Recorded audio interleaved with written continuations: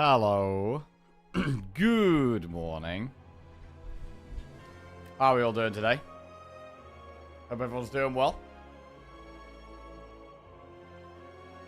Good morning, French Fry Apocalypse, Pun Bro, Julia DK, Justice Games, Dark Paladin, Full Gremlin, Choppy Cat Svact, Midge the Babby, Even Rod,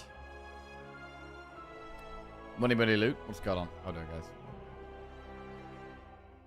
Oh, it's a very hot day over here. Hot. Blue sky. Yeah, lovely over here. Late, yes, a little bit late start today. A little bit late today. Happens every now and then. We are on a humongous 13 win streak, bro. 13 win streak. So gotta try and build on that today. Keep it going. Last run was defect, so we're gonna be starting with Ironclad today. Got a 5 Ironclad win streak as well. Are you gonna talk about the elephant in the room, or are you gonna let Kane miss it? Oh yeah, the England game was a frustrating watch yesterday. England were not able to break through the Ghanaian defense, which was disappointing, but it is what it is, you know. On to the next one. Good morning, although it's midnight in LA. Hey. As a neutral, it was pretty entertaining. Oh, really? I would have imagined as a neutral it would have been a boring game. 0-0 draw.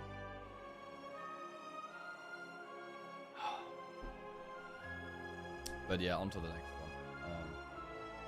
I mean, it would have been nice to see us with a bit more creativity, try to kind of... It didn't really feel like England were trying different things to try and break through. So that was a bit disappointing. But, yeah. We'll see how I do in the next game. Big numbers. Very big numbers. Very big numbers. Let's get into the first run. We had some crazy runs yesterday, actually. This defect run was really strange. An Uproar Claw deck.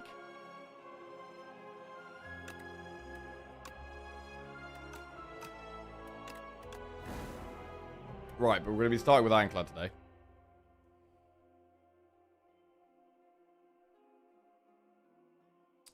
Let's go.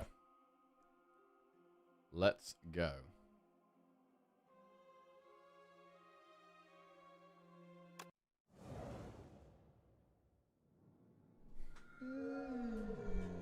Morning, Luke. How are you doing? What's going on? As a neutral, it was frustrating to watch, not boring. Okay. Right, we got Wing Boots, Niall's Torment, and Large Capsule.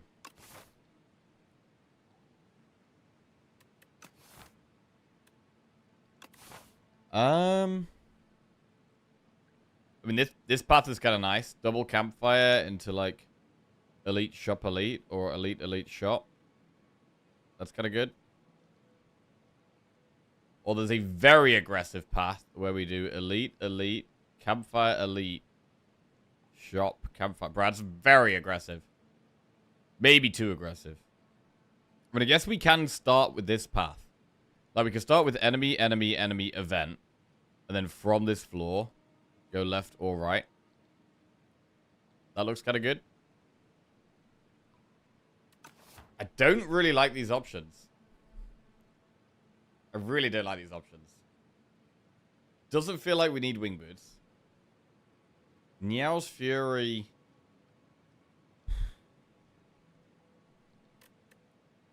Don't love it. God, Large Capsule. Add a Strike and Defend to your deck, but you get 2 relics.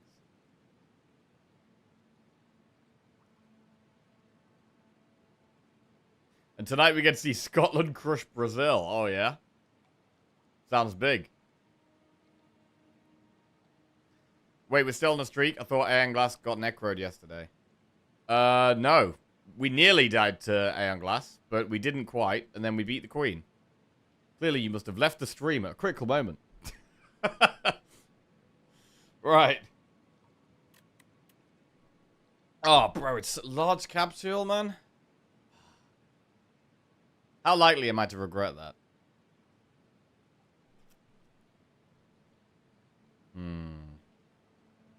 With an extra striker defender in our deck, we probably want to be adding more cards.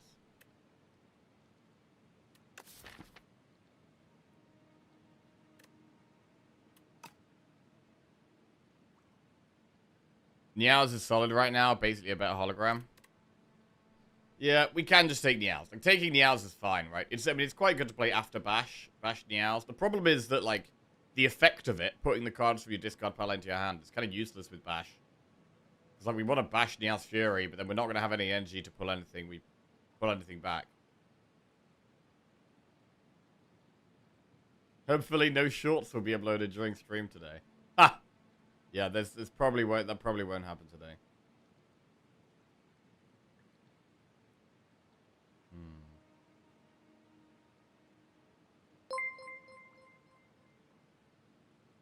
Ike Forter just resubscribed for 38 months. Glad to be back here. Had to test robots at work, so I couldn't watch in home office.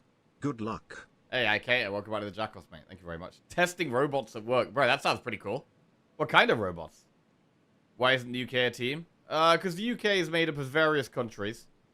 And those countries play for themselves in sporting tournaments. Except the Olympics, actually. What is that? I don't know why we grouped together for the Olympics.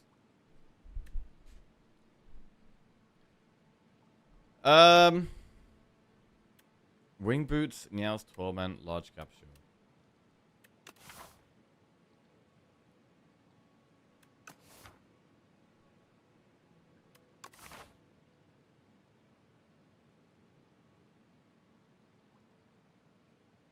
How strong would a UK team be if they could pick from all countries within it? Well, they'd be a bit stronger. For sure. But I mean, I feel like with England, it's never really been about the players. We've always had lots of good players. It's just kind of like working as a team that, working as a team in a big tournament that we've always struggled with. Although I say struggle with, you know, England have actually done really well the last few tournaments. You know, we got to semi-finals and finals the last few years. So over the last few years, you know, England have actually been doing really well. Bro, I just don't know if I can pick large capsule.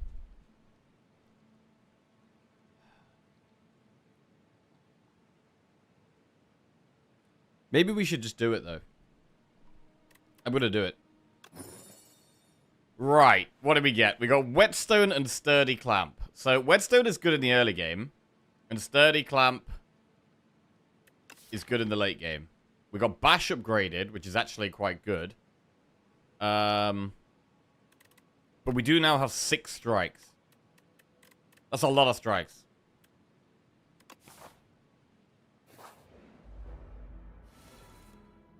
Right, giving it a go here.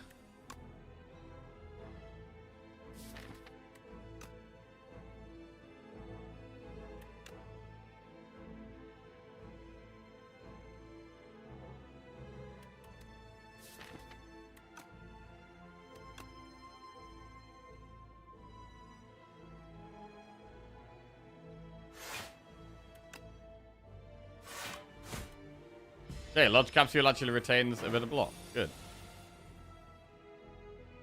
Well, we just triple strike that, really.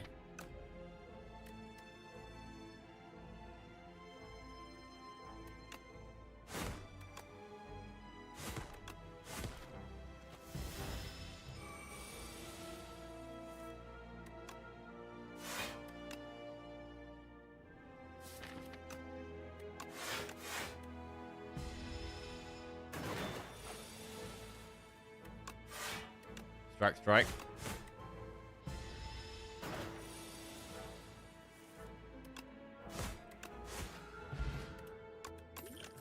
Right, body slam, setup strike, sword boomerang. Well, sturdy clamp could go quite well with body slam. We're gonna just put it in. It's going in.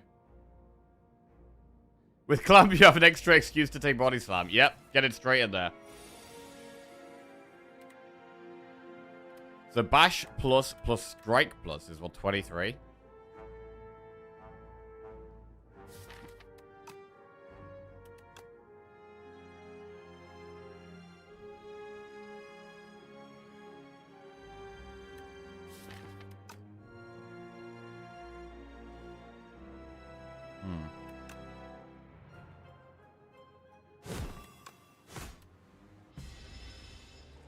So the Blood Pot helps us take a little bit of damage and be okay with it. I mean, it's the play to block here.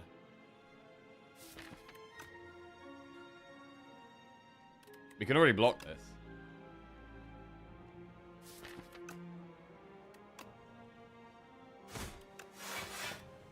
Okay.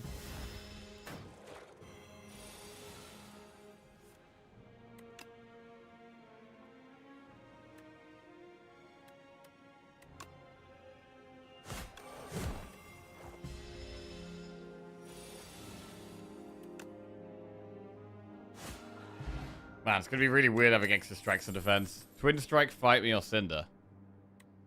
Deal 5 damage twice, gain 3 strength, enemy gains 1 strength. Fight Me's okay in the early game.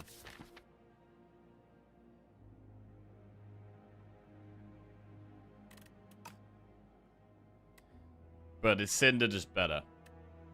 I mean, when we've already added extra strikes, I don't know how much we really want to take Cinder.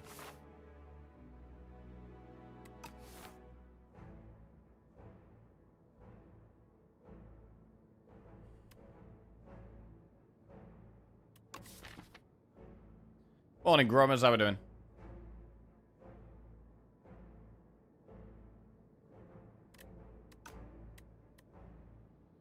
With the Sturdy Clamp, we do want more,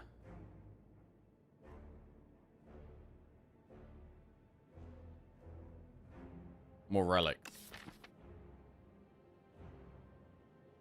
Like right now, with more strikes to defend, we are less consistent. But being able to carry block over turns really does help with consistency. If we have more consistent block. I mean, Fight Me is not very good against the eel. And I mean, I don't love it against Skulking Colony either. I don't love it against either of the, elites here. I mean, we can take a safe, well, I say a very safe path. It's a much safer path. I just do triple campfire and do 2 elites. Because at the moment, I am considering doing 4 elites, but that just might be a bit much here.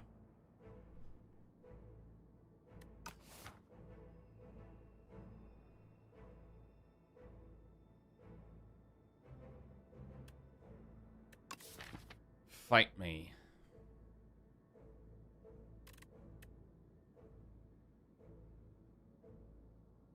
I'm concerned about taking too much random crap.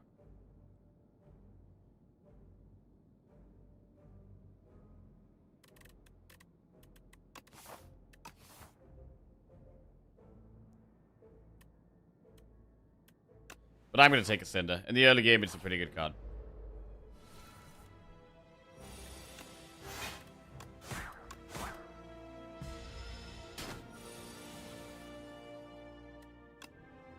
Right.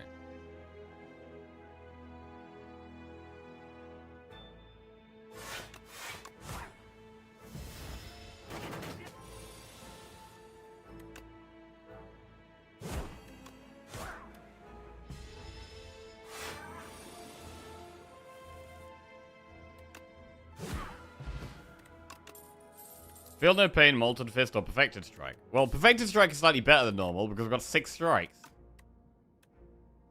I prefer Feel No Pain, though.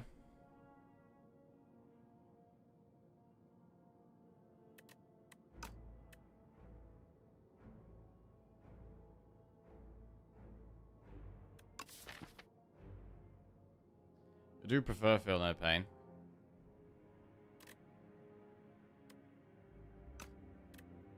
But Perfected Strike is even bigger than Cinder.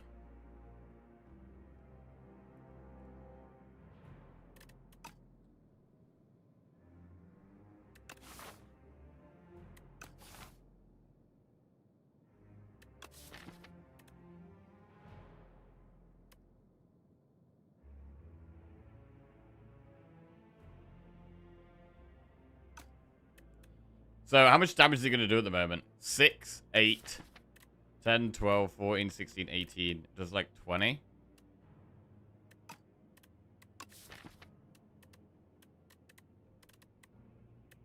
It does 20 at the moment, which is only 2 more than Cinder.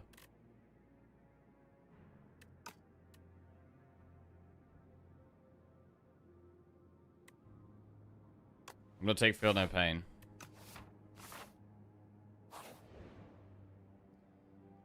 Choose 2 of 8 random common cards to add to your deck. I think we need to do that. Could do with a couple of block cards here.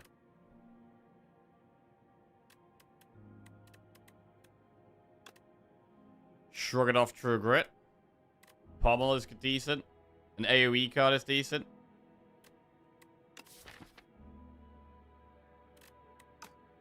I mean, with the Sturdy Clamp, I'm pretty happy to get more block. And we want to upgrade Body Slam.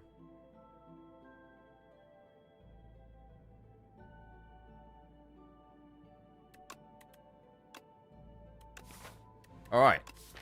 Bit better for consistency. And we've got to think about whether we want to do this early elite. Is this just going to destroy us? I'm tempted to not do... Like, 4 elites does just sound like a bit aggressive. I think I'm going to go the path of doing a bunch of upgrades.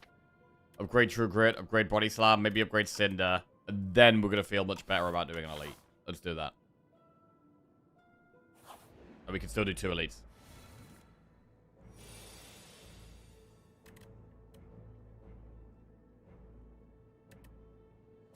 We don't have massive damage. I'd lean towards killing the back one first here.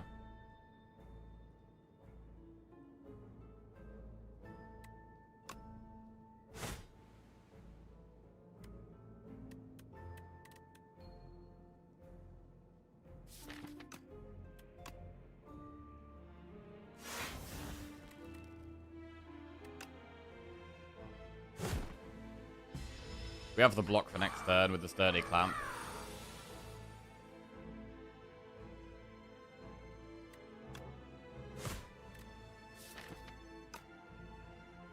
Cinder does 18, plus the strike is 24. It's not quite going to be enough unless we have strike plus. Oh, it's going to be a bit rough here. Right, we need to keep pushing the damage.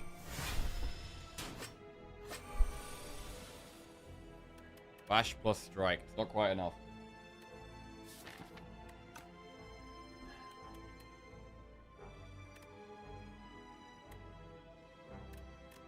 Man, it's brutal that Cinder Strike is one off here. Okay.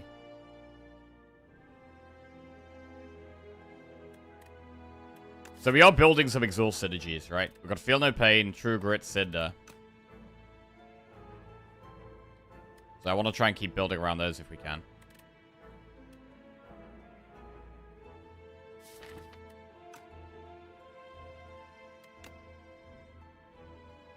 We do have Blood Potion. Use that for a big heal.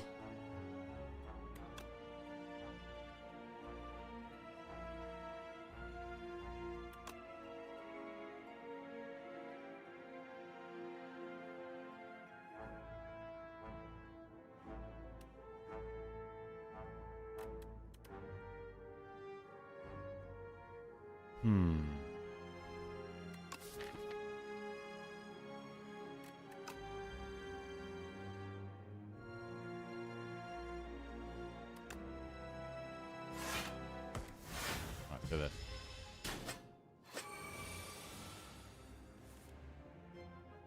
Shrug. Oh, Christ. This is terrible.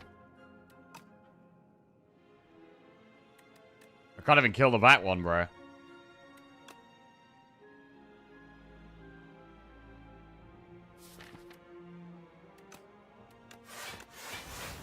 Jesus. Alright.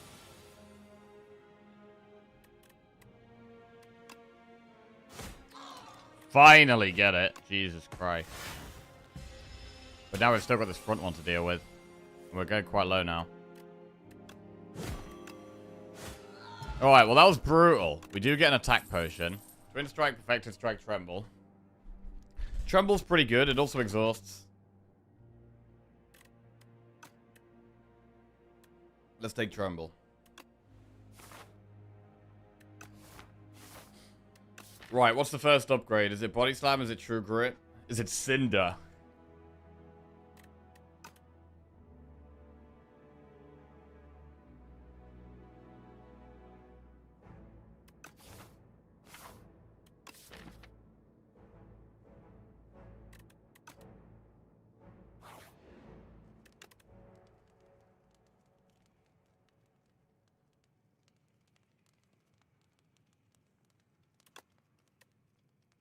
I think it's Cinder first.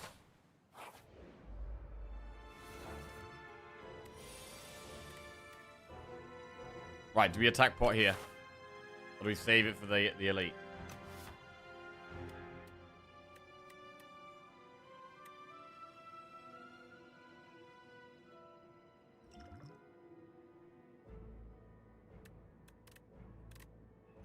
I'm going to attack pot here. Fight me gives us 3 strength. So 10. Yeah, fight me's great here.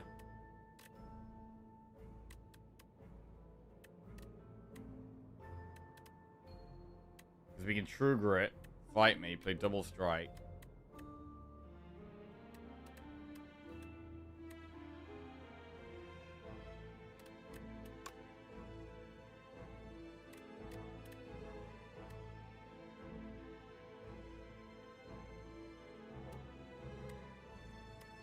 +10 +9 kills that, and then we have 9 +12.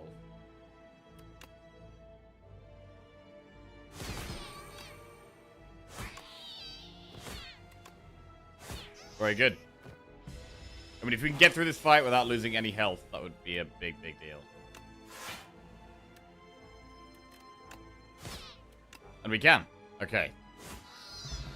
Feel a little bit better now, although we did use our attack pot there. Should we take a breakthrough? Having one AoE card could be pretty good, especially when we have 2 elites coming up. If one of them is the AoE elite, we might be quite happy to have the breakthrough. Although, is Stomp ever better? Is Stomp ever better?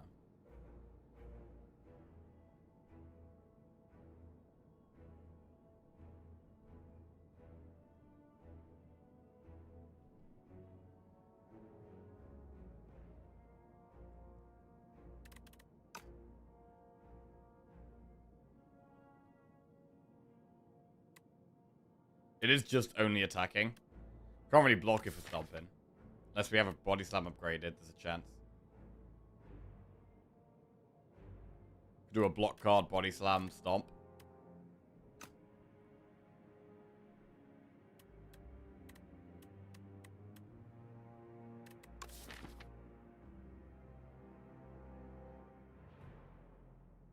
I feel like maybe we should take a stomp here. Over the breakthrough.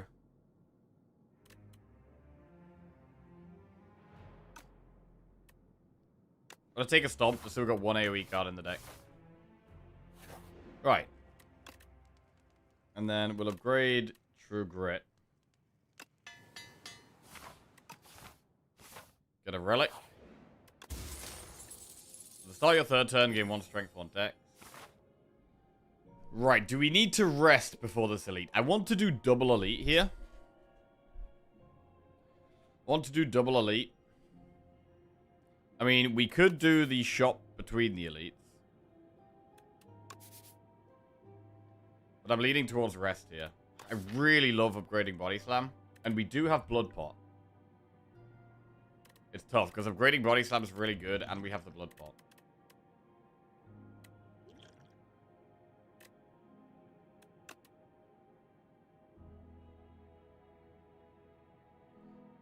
The boss might be one of the easier fights for us, because in a longer fight, we have time to exhaust our deck down.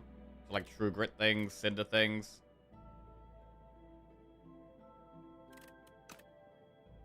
I'm going to go for the upgrade. It's just a really strong upgrade. Right. So we're on a bit less health than we'd like to have been on. I mean, we may have to... We may even have to go round, but we'll see. Hopefully not.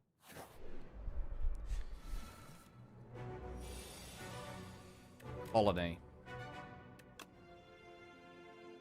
Pretty bad starting hand. Is it bash or is it strike strike?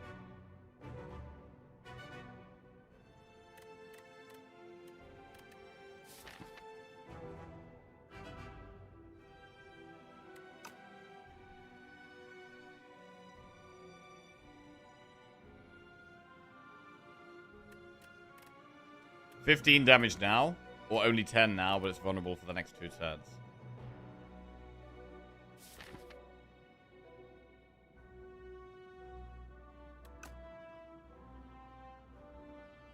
They gotta push the damage now. Because Cinder already pops it. We're gonna be focusing on blocking now for sure.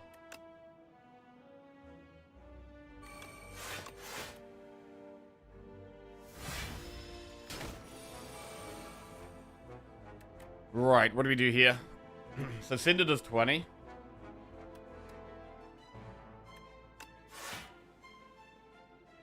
Next turn we do have True Grit, which is a pretty good block play. What did we exhaust there? Stomp. That's pretty good. Don't need that. Right, so just full block this turn. The True Grit is incredibly good there. Incredibly good. And so is the Body Slam. This turn's maybe a bit more scary.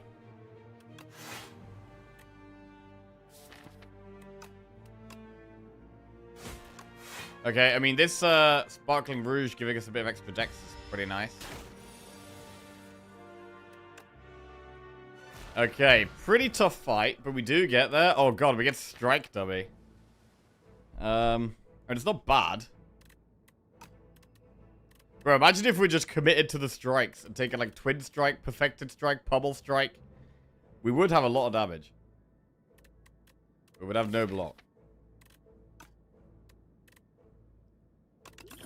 We're already struggling to stay alive. True Grit again.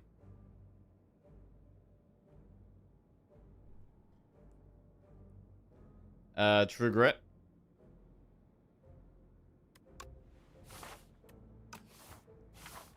I think we just go... I think we do go for the second elite. But we go through the shop now.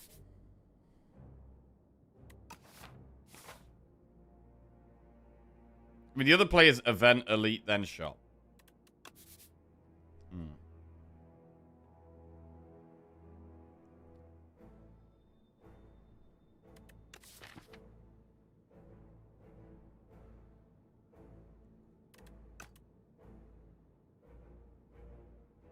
Because I don't really want to do double shop.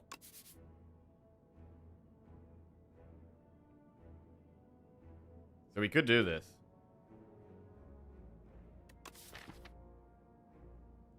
I feel like Perfected Strike should also count for damage for strikes in the exhaust pile. Then it becomes a more viable strategy. I mean, it can do quite a lot of damage. Oh, it does. It does count for strikes in the exhaust pile. Yeah, they changed that in Slayer's Power 2. I mean, if we'd got offered Perfected Strike on floor 2 instead of Cinder, like, it would have changed things quite a lot. Because we would have taken the Perfected Strike. And then it would change some of our other decisions. We would have taken Pummel Strike instead of one of the block cards. So that floor 2 reward did affect a lot. Like, the fact we already had the Cinder did make the initial Perfected Strike worse.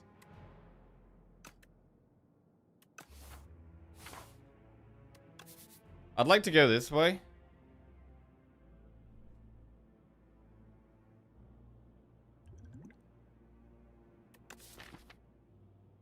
I'm a bit scared of the elite, though. Like, some strong relic here could make a massive difference. Then again, we can just buy pots after the elite if we think we really need help with the boss.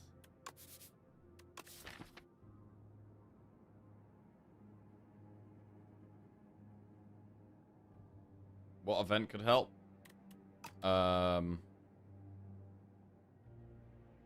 lot of them. Upgrade cards. Healing.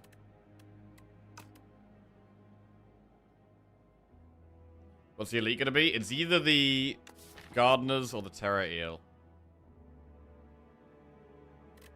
I'm going to go with the event. We do have double potion, which can help with the elite. Oh, God, we got enemy.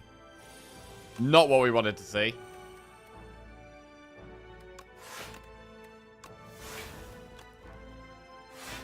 Okay.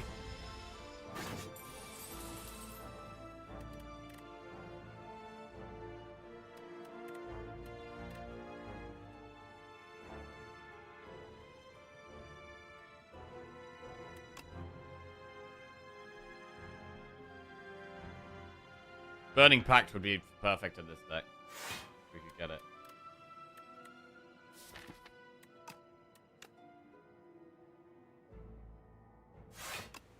I'm just going to go for maximum block here.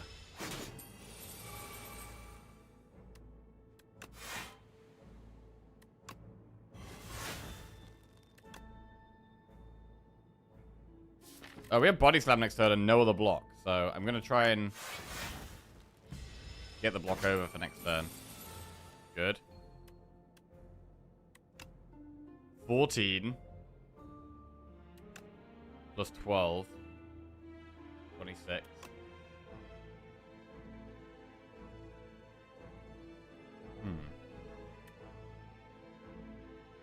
Morning, Porkins. How are we doing? What's going on? 14.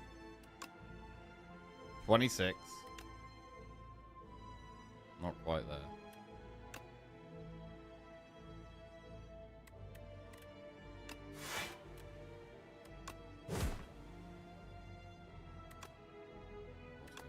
I mean, that gets there, actually.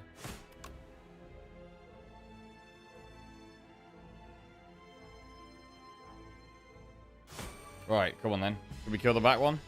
We have the block. We just need a bit of damage.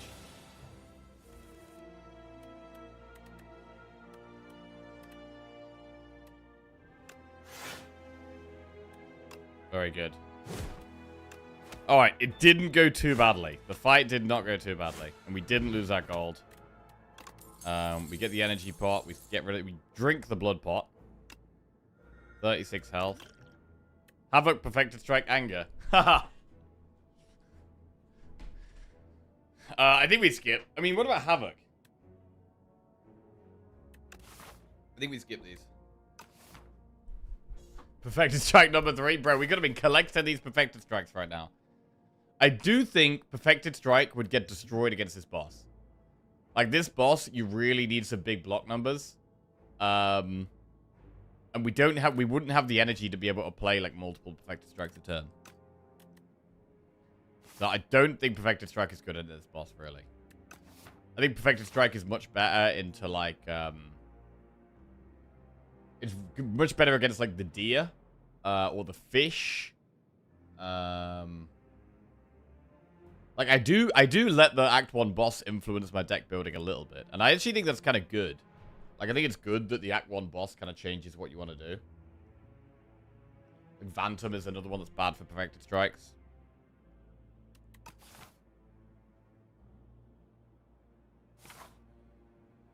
Right. Gardeners. We have one AoE card for this fight. We have one AoE card. We could Energy Pot turn 1. I would definitely like to Strength Pot against the boss.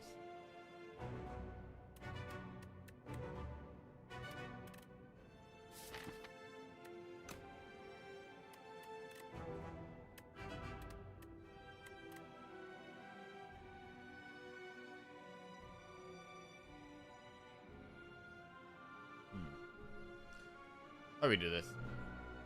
I generally like killing the one on the right first, but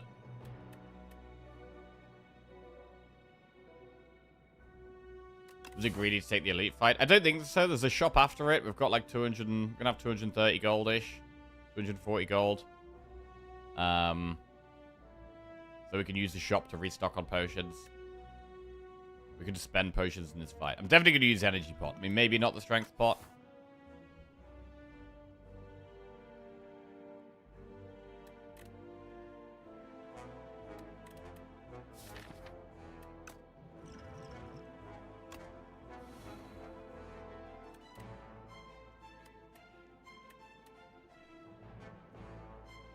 So normally the one on the right is the most threatening.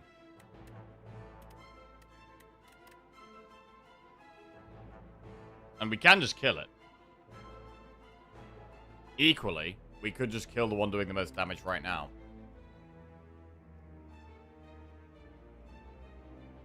We could feel no pain, strike, cinder, defend. I mean, this would be doing 1 times 3 next turn, so this isn't very scary next turn. But this one's doing 0. These two are both going to be doing quite big hits next turn. This is doing 7. This is going to be doing, like, 8 or 9 or something. Hey, Elias. How we doing?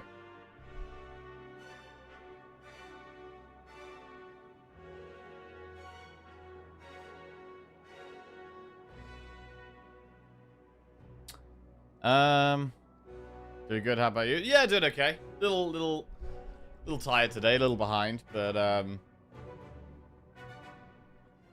yeah, pretty good. It's lovely weather. We're on a massive streak, so things are mostly going pretty good.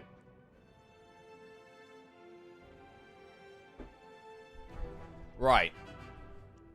I mean, it's going to be very hard to play the Stomp.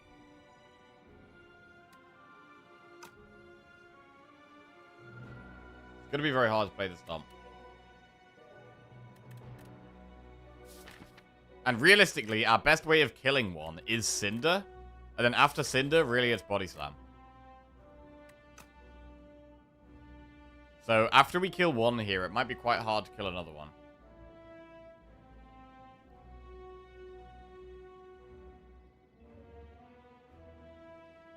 Even though this one's doing the most damage now, it might still be worth killing the back one. We're trying to kill the back one. It just depends if we get our block. Like, with the Feel No Pain in play, it makes these True Grits much stronger. But we've got quite a big deck, because we've got all these strikes in it.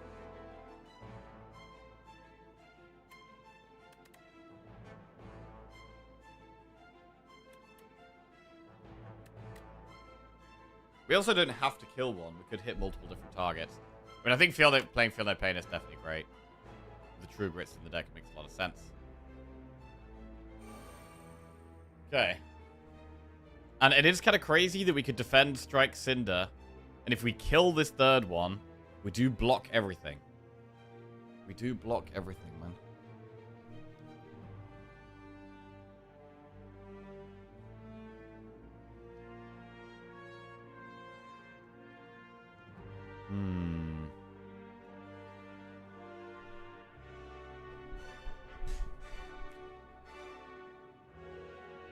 Save health now, or save health later?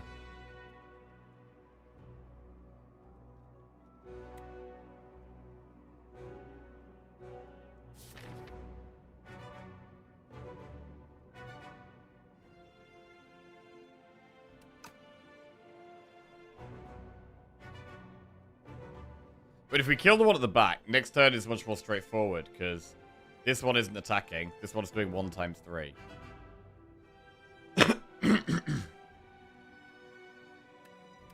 But we're going to take an extra 7 damage right now.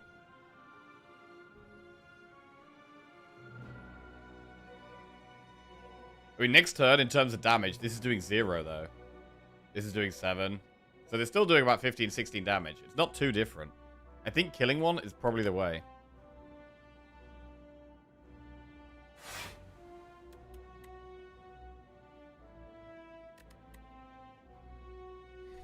Could kill the second one as a compromise.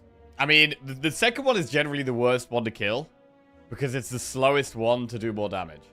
Like, the most threatening one is the one on the right, then the one on the left, then the third one, then the second one. So ideally, right, that's the perfect order to kill them in, is usually going to be the back one, then the front one, then the third one, then the second one.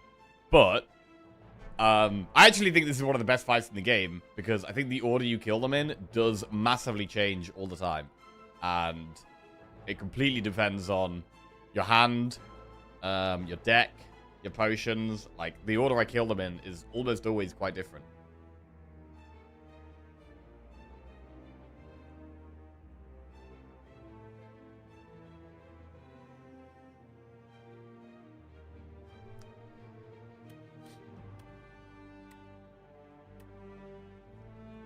But we're about to take 7 damage, and we can just stop that happening. So I'm gonna go for the save our health immediately play.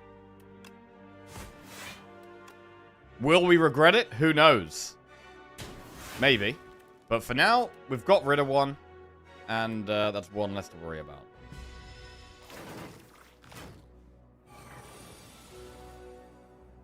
Okay, not the best hand.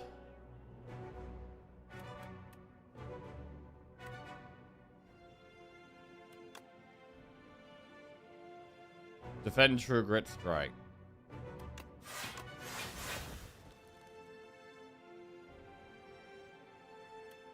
Now I am going to focus down the one at the back.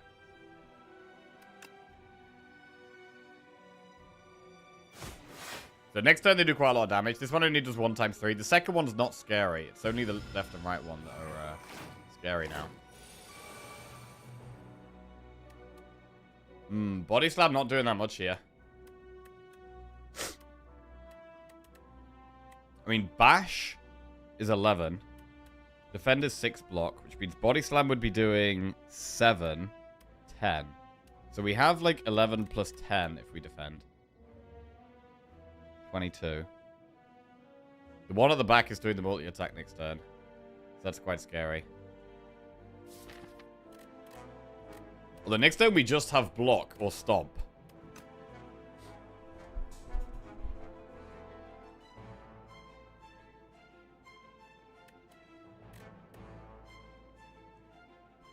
What if we did strength spot? 12, 24.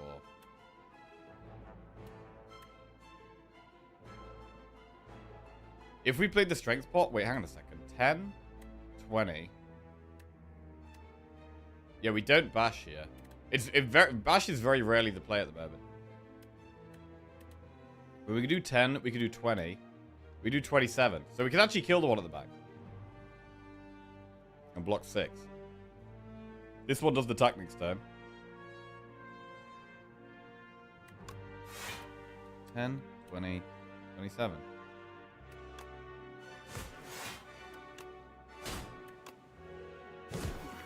Nice. Right, 2 to deal with. The one on the left is the scary one now.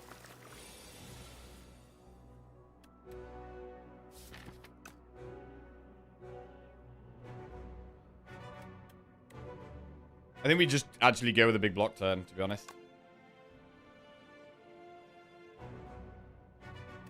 I don't think stomp is the way.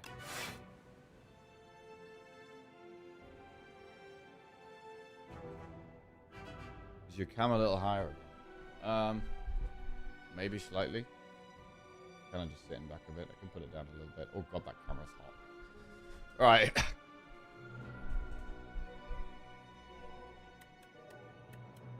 I think we probably True Grit Stomp. I just don't think Stomp is really happening here.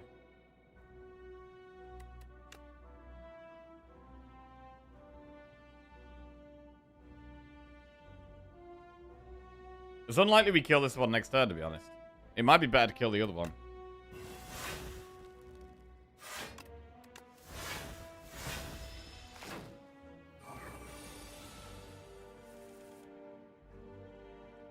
Shrug.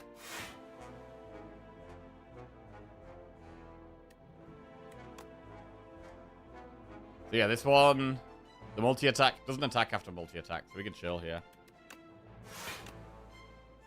Get some damage on the right one. And this is good. One down.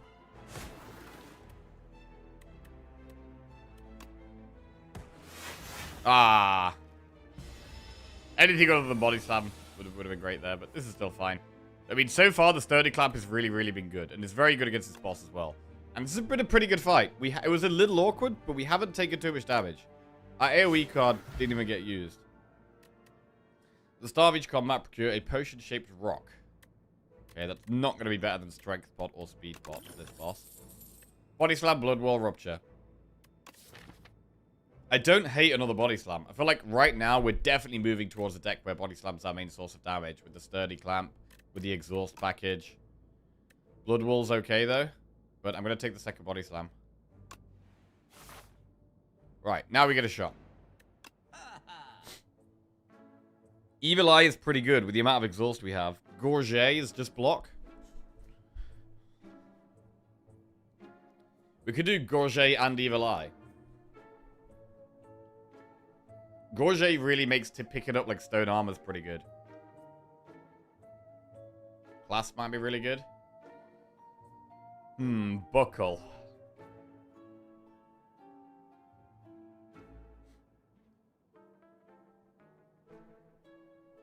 I really like Gorget Evil Eye here.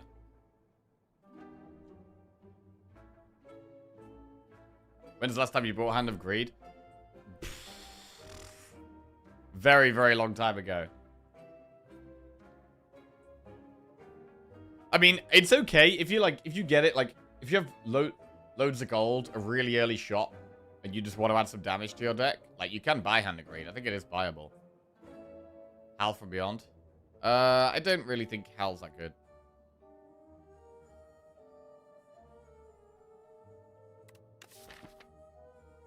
We are picking up some exhaust, but it does go back into the deck afterwards.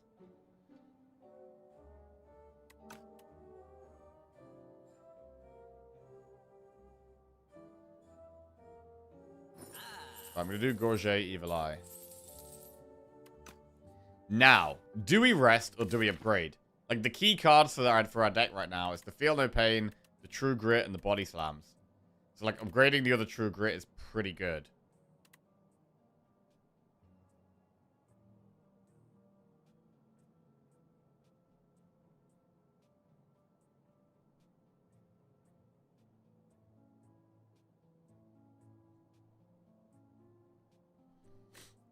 I mean, the Gorget and the Sturdy Clamp does keep us a bit safer as well.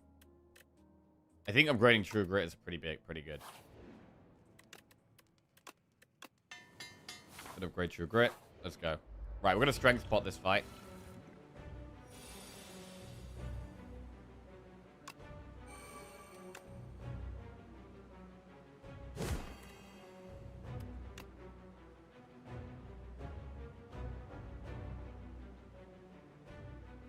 Defend for the Sturdy Clamp or nah?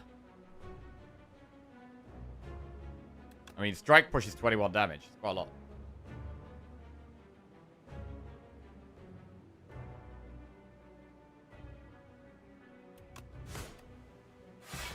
Okay.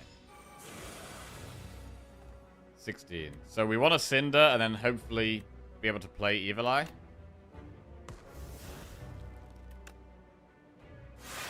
Some good block.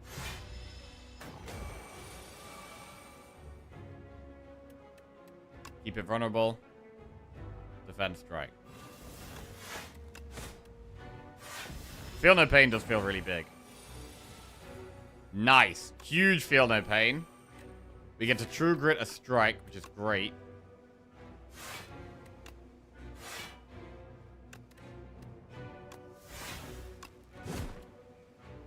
It's going very well so far. 23 damage.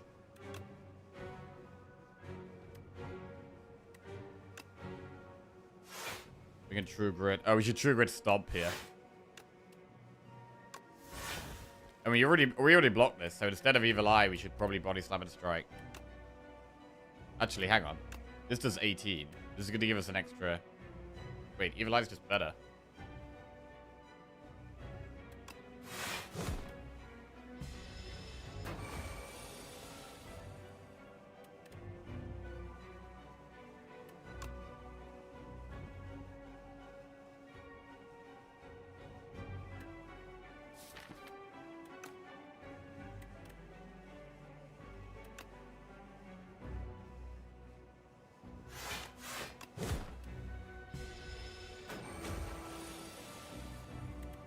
Cinder. We're guaranteed to survive. Really nice fight. Upgrade was solid as well.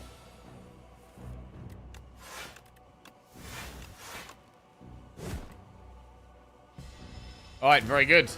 Very good. And we've come out of Act 1 with quite a lot of relics, partly because of the large capsule.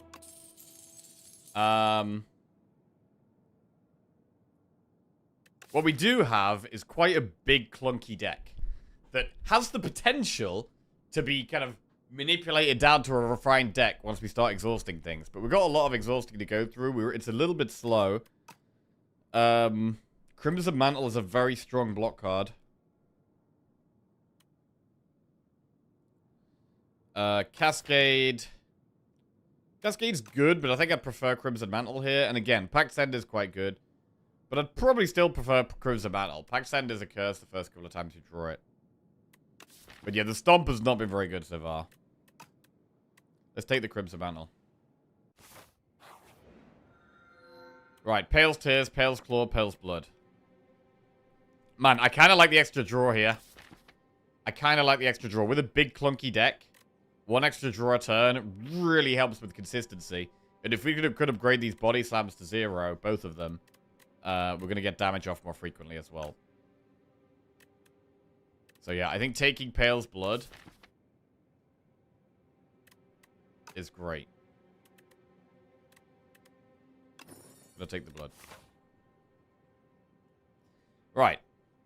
Now where? All the shops are quite early on here, which is not amazing. Here we can do double campfire, elite. I mean, if we go this way, we've got to do 4 enemies. I don't really like this, but we should probably do this. We should probably go, like... Well, we could do enemy, enemy, event, shop, event, event, elite. Or we go this way, do that shop. And then maybe we buy potions there to do that elite. Or we could go round the elite if we want. I think that's better. I think we should do this path.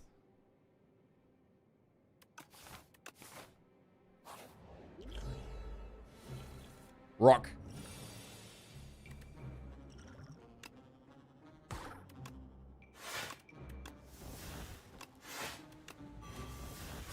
And Stone Armor's great with the Gorge, so I think Stone Armor is just an insta-click if we see one. We do want to keep accumulating relics. Our AoE is kind of weak. That's a bit of a concern.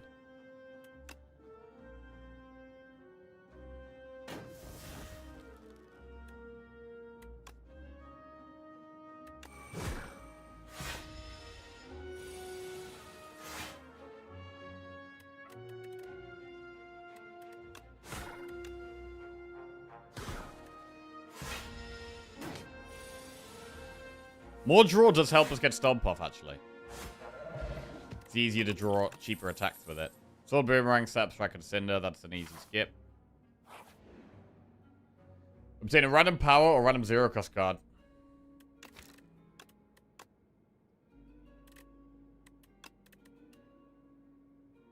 There's some pretty good 0-cost cards here. Bloodletting's good. Battle Trance is good. Offering. I don't hate Rage.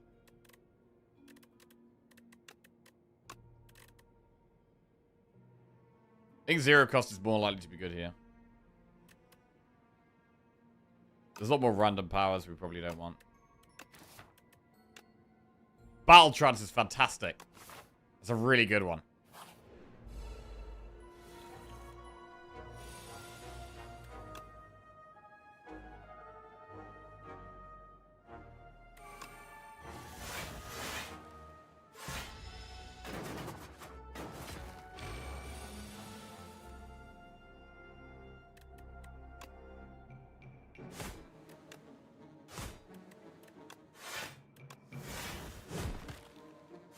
Okay, -1 cockroach.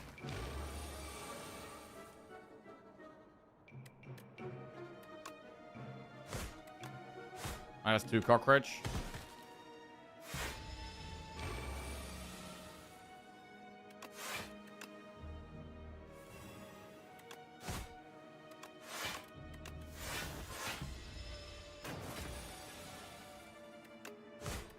-3 cockroach. Colossus plus, expect to fight or Molten Fist. Colossus is a good block card. We don't have that much vulnerable in the deck, though. The Bash is hard to play.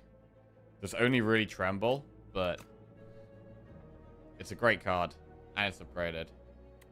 I'm gonna take it. We might end up finding more vulnerable. And maybe we find a way of making it easier to play Bash. Surprise shop. Not very good when there's another shop coming up. There's going to be some wasted floors here. Prolong or Feel No Pain? Both really good in our deck. I kind of want the Feel No Pain, but Prolong is really strong. We got to pick between the two here. Prolong, Feel No Pain.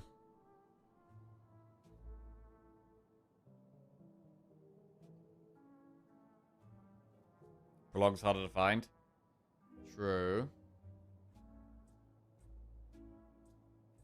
Does need an upgrade. Feel No Pain doesn't really need an upgrade. Prolong definitely does.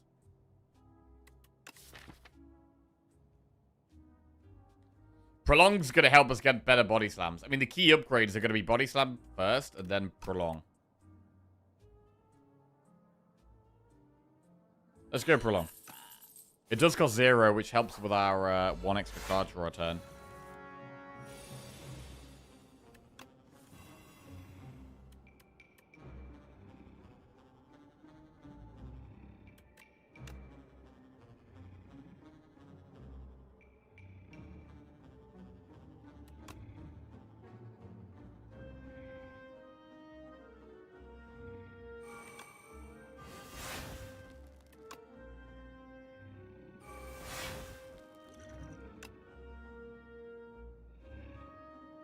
Okay.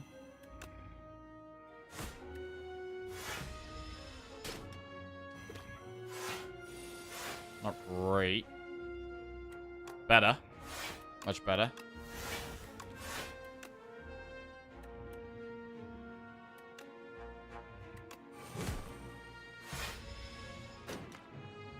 Who drafted all these strikes in our deck? I know, bro. It's very rare I take large capsule. Very rare. Did decide to go for it here. And, I don't know. I've got mixed feelings about it. My feelings about it haven't really changed that much. We have managed to find quite a lot of exhaust stuff. So that's definitely helping here in this type of deck.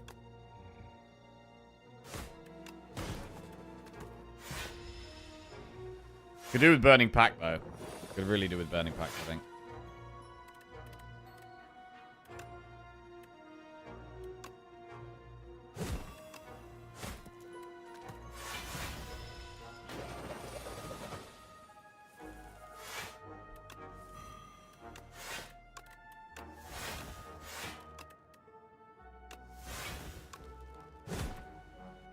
Alright, the True Grits are really, really good. Really, really good. Definitely glad we upgraded them.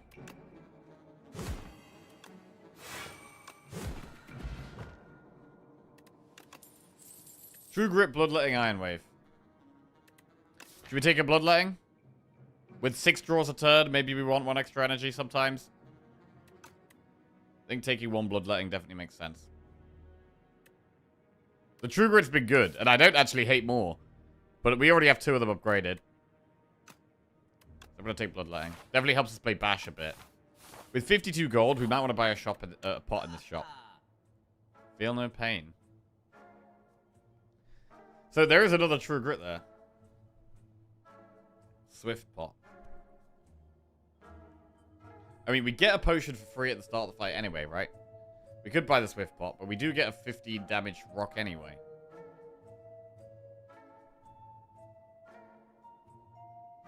We could just keep buying more True Grits. I don't know, I want it upgraded though. I do want it upgraded. Like, if we, at this point, if we can't upgrade True Grit, I'm not sure if we take it. Because, like, we need to upgrade Prolong and Body Slam. I would want, like, another upgraded True Grit, though. I want more. Like, it's a much better... It's our best way of trimming our deck down. Cinder is nowhere near as good. Because we have less control.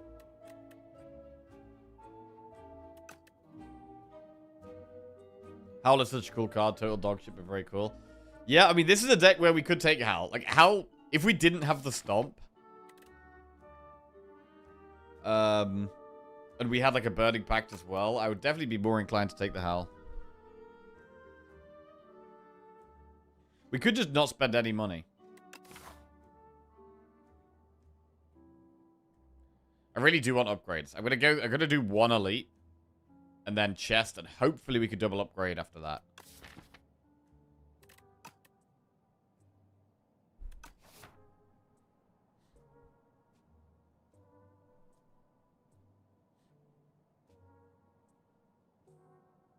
don't know if we want Swift Pot. I mean, what about Strength Pot?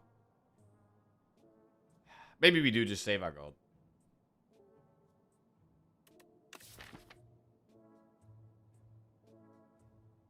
Don't know what elite we're going to get.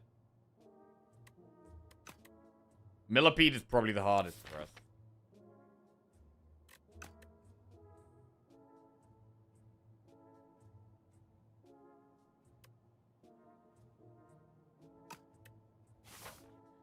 I'm going to just go with the elite. Right, we've got B-Man. Okay. Possibly not too bad.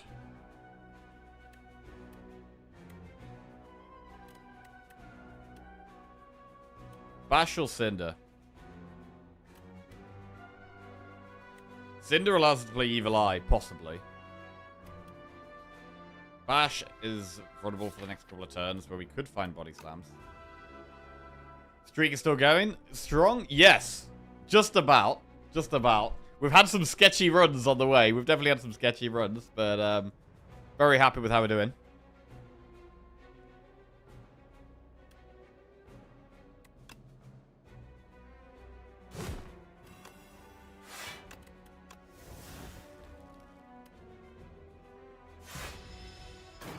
Okay.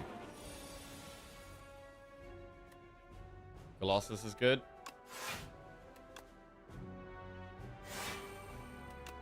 Push 13 damage to play a strike. I'm not sure if it's worth. I really want to get to the field no pain.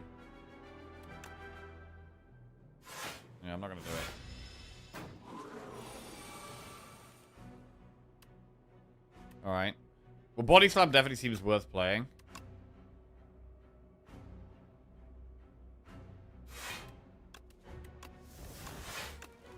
$40 damage is quite a lot. But not having Feel No Pain yet is kind of rough. 4 times 8. There's a Feel No Pain.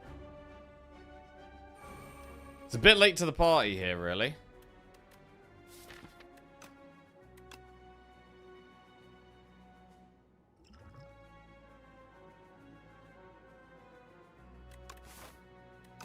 I'm even going to just do a bit of a rubbish speed pot.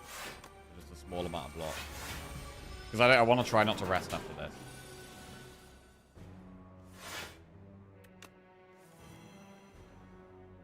Right, Tremble.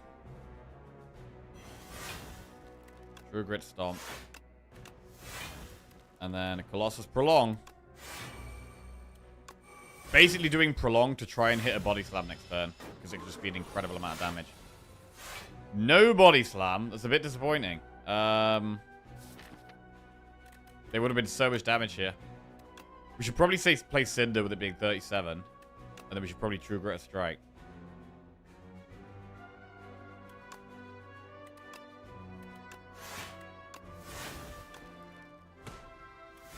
Okay. 18 damage. We do 16 plus 42.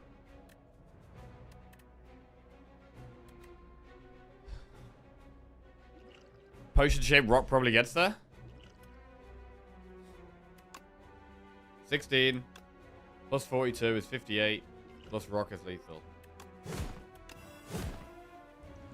Big rock. Very big rock. Ripple base it. If you didn't play any attacks during your turn, get 4 block. Vicious, uppercut, bludgeon. Uppercut is our only way of applying weak, so we should probably take it. Vicious. It's hard to not take uppercut. It's another thing we would need to upgrade, though. And, like, we're going to want to upgrade Body Slam, Prolong, and Uppercut, and probably Feel No Pain. But we do have 2 campfires coming up. So we will take the Uppercut. Go through a chest. Parrying Shield. That's some free damage. Love free damage.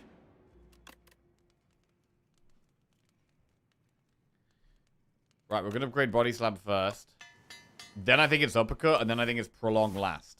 Because Prolong is still good the first time we draw it. The upgrade is only for like the second time we draw it, so it's better against bosses.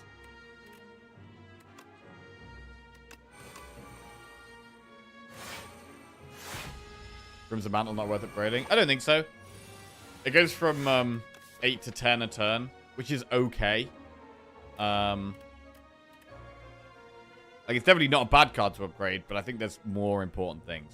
Getting more weak from uppercut and prolong being able to play multiple times a fight is really good against the bosses.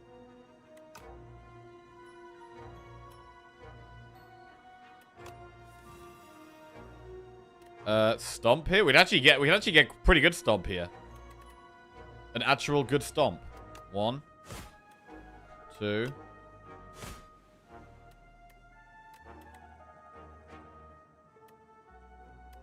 Tremble the boss. Body slam stomp. Nice.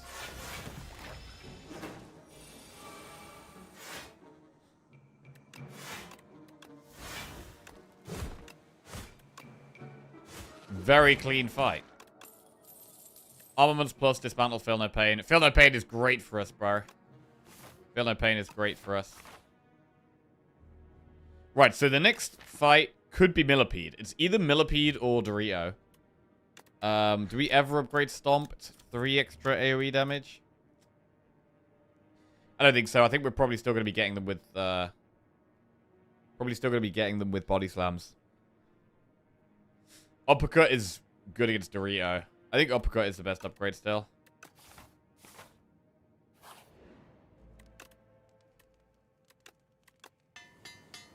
And then next it would be Prolong. Right, obtain 3 Necrobinder cards, 3 Region cards, or 3 Silent cards. Silent is okay for weak. Necro is okay for energy.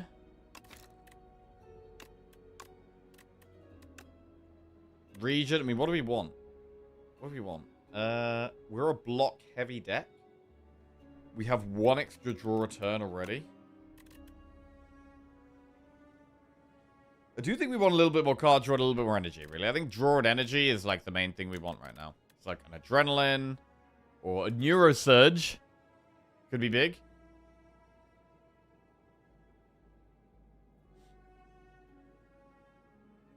We do have double Feel No Pain and quite a lot of Exhaust.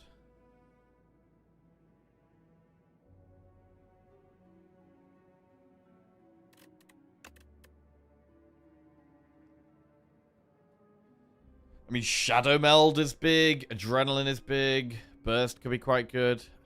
It's probably Silent. It's probably Silent. Yeah, it's Silent, I think. Alright. Ricochet, Flick, Flag, Poison Stab? No. Don't want any of that. Flechette's Acrobatics, Skewer. We could take Acro.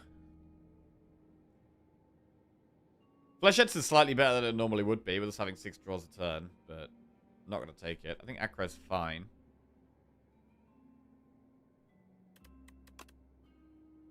Echoing Slash, Accelerant, or Tracking? Tracking. I have 1 way of applying weak. Only 1 way of applying weak. And it's another card that needs an upgrade. I mean, Echoing Slash could help against Millipede. I think we just take Acro here.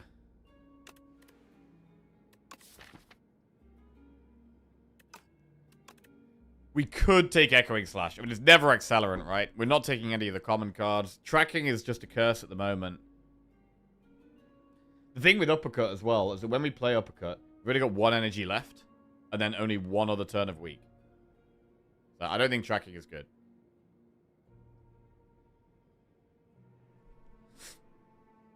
Echoing Slash or skip. I mean, even against Millipede, I don't know if Echoing Slash is that good for us.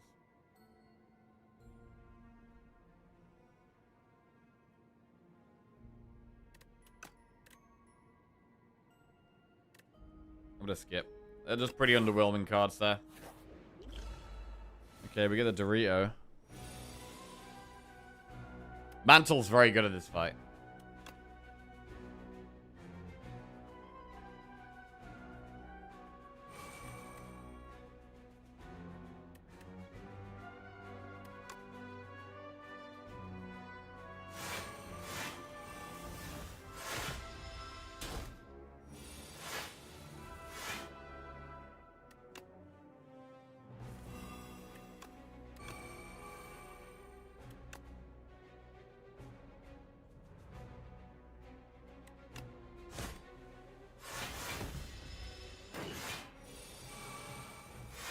Pretty cool that we can mostly outblock this.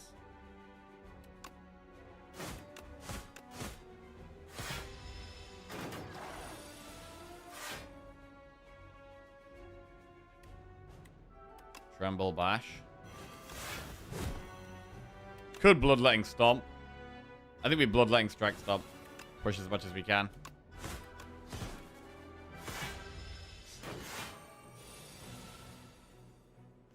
Uppercut is decent. The rest of the hand is not that good, though. I mean, we've just reshuffled the deck and drawn the body slams all at the same time. That's pretty bad. That is pretty bad. But we can still push some damage here. And get rid of it. Alright. Juzu Bracelet. Tremble, Cinder, Sword, Boomerang. That's going to be a skip from me. And we get one final upgrade before the boss. What is the best upgrade? I was looking at Prolong. Feel No Pains are good. There's Battle Trance and Crimson Mantle. But it's going to be Prolong. Being able to prolong multiple times a fight. Pretty insane. Going into the boss. The perfect time to upgrade it, really, right before the boss. Although that is a shock in hand.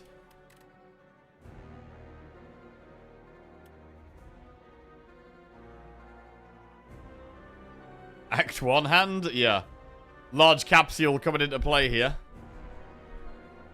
Bro, I'm gonna do with Pandora's Box this run. I mean, we draw 5 cards a turn, so we could maybe go for the draw 1 less a turn. I don't know, we do have a lot of block, though. Can we just overblock the damage it does? We might be able to just overblock. I want to keep carrying the block over.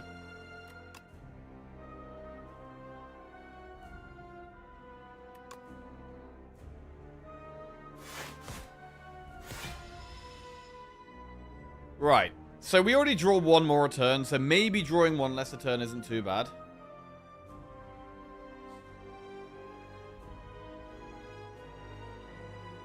But equally, because we have quite a lot of block, maybe we just don't mind taking the damage.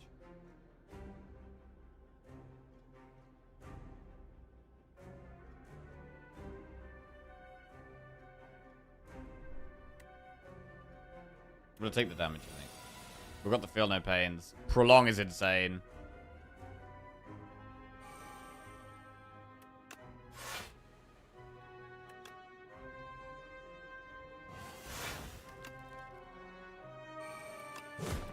Okay. Prolong is insane. We're gonna get the deck a bit smaller, though. Uppercut. True Grit. I don't mind Bloodletting Cinder here and just get rid of the Stomp. Just exhausting down the bad cards seems great. Exhausting down the attacks, anyway. True Grit. We got the Mantle. I mean, Stoke and Fiendfire would be interesting for even faster ways of getting the deck down.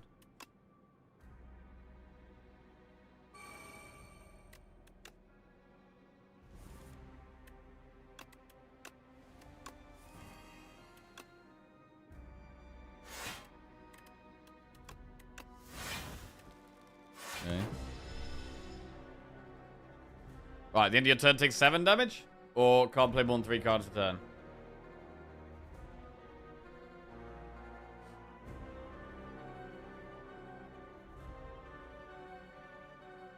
Again, we could probably just keep taking the damage in this deck.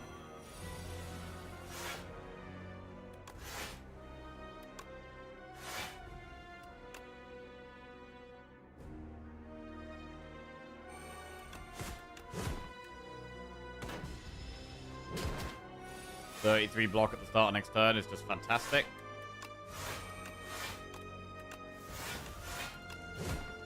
Big block, big damage.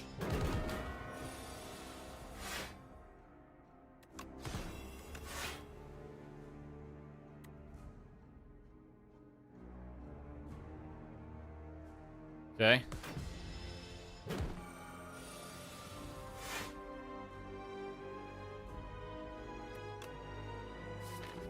Body Slam's in there.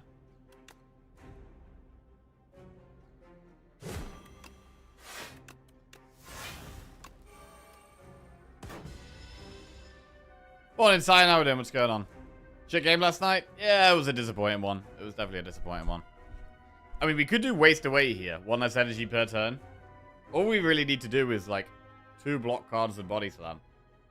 True grit, body slam, right?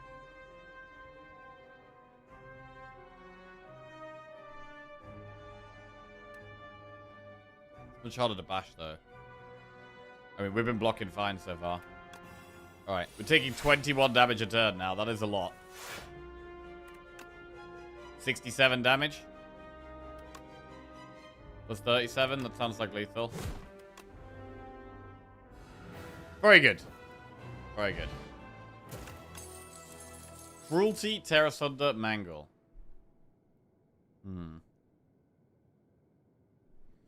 Cruelty scales our damage up a little bit.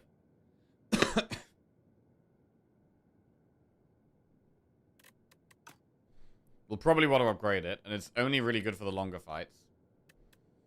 Tear Asunder does work with Crimson Mantle, but the body slams are at the moment doing so much damage. I'm not sure we need it. I mean, do we even need Cruelty?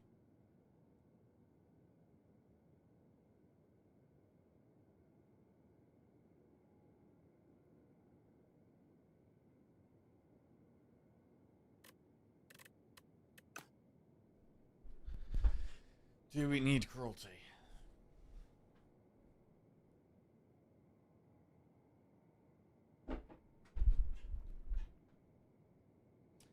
If we scale up more block, that does scale up our damage. Cruelty doesn't really scale up our block.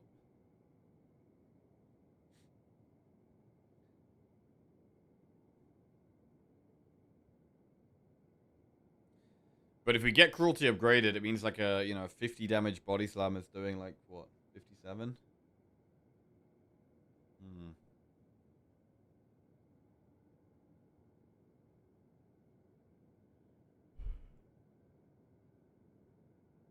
Wait, does it mean that... Wait. If Cruelty's upgraded, does that mean that a 50 damage body slam is doing 75? Is that how that works? Vulnerable enemies take an extra 25%. Because the vulnerable already makes them take 50%, right? So Cruelty just makes them take 100% instead of 50%, right? It's not 50 then 50. So...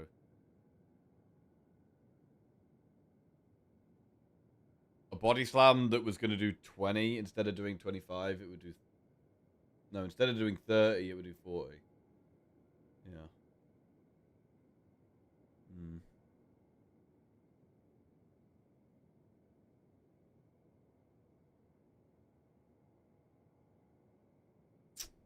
Does it just get in the way?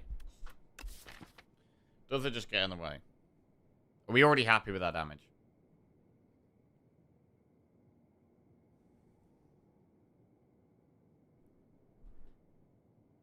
I mean, that fight took a little longer. Like, we did get to the 3rd phase of that fight. We're not like a super fast deck. We do get to a point where we're trimming down.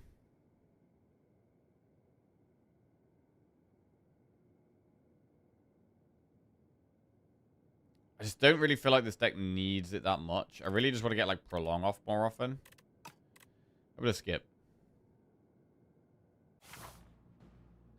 Right, we've got Aeon Glass and Test Subject. Whispering Earring, Preserved Fog, Choices Paradox.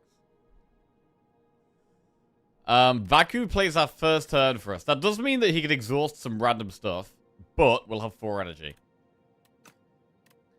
Preserved Fog is okay. We can just remove 3 strikes. It does trim the deck down quite a lot. Which definitely helps us, because the deck is very bloated right now. And do we really need more than 3 energy? We do have a bit of extra energy. Like, we have the Bloodletting. We've got quite a lot of zero-cost cards, right? We've got Body Slams as our damage. Prolong is very good. Battle Trance is card draw. We don't massively need energy.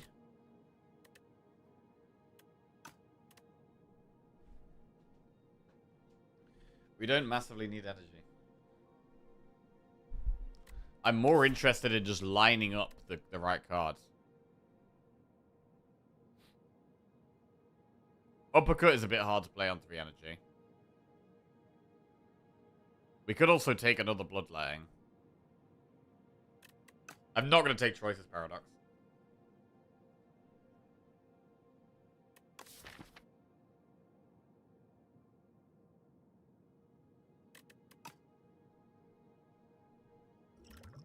I'm going to just speed us up. We have a winning deck. We just need to get to our combo more often.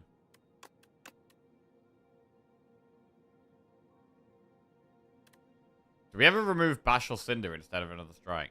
Or Stomp?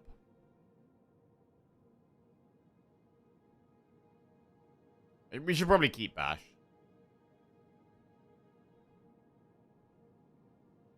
Stomp is kind of hard to play.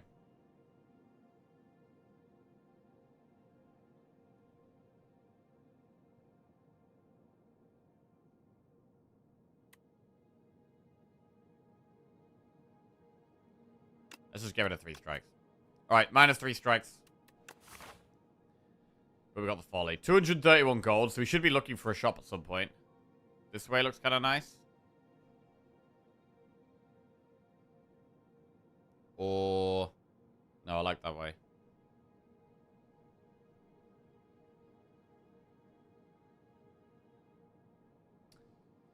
Yeah, I like that way.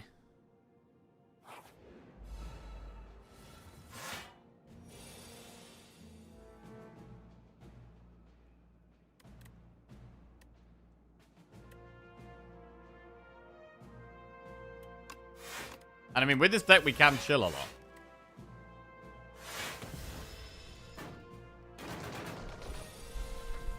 Blocking is great.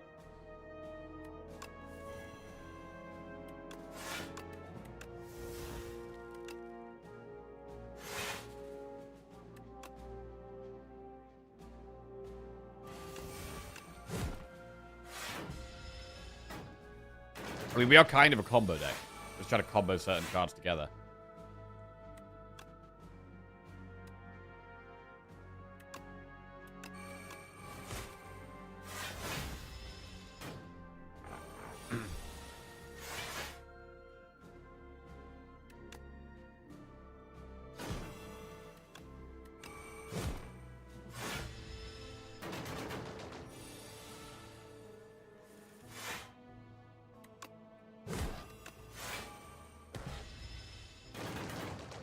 Any slams?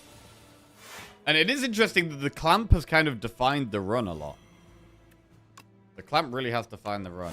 And we only got it because of the large capsule. We only got it so early because of the large capsule anyway. Iron Wave plus Colossus or Sword Boomerang. We're going to skip.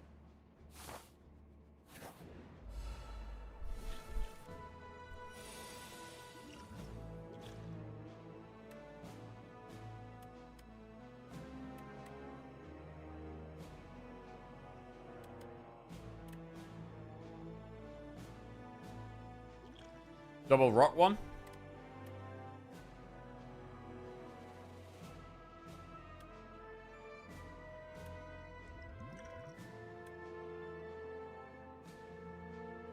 What about one rock?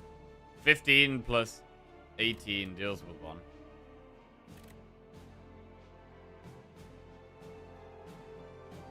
Well, the one in the middle does the most damage. I don't know if we can deal with that. Tremble Strike is 18. Plus 15 is 33. So no, we can only kill the one on the right. We should double rock, really.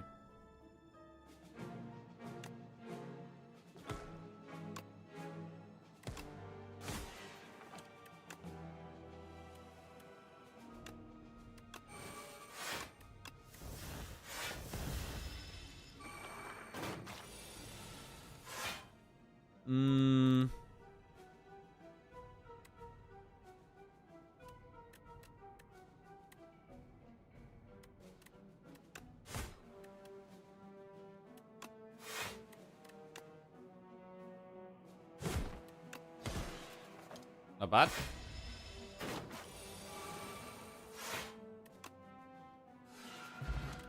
Right, block potion. Twin strike plus spite or breakthrough is definitely a skip. And are we definitely going through this shop? Because, I mean, we could go this way. There's no shop on that path. There is more events, but no shop. I mean, with this much gold, I think we should go for a shop.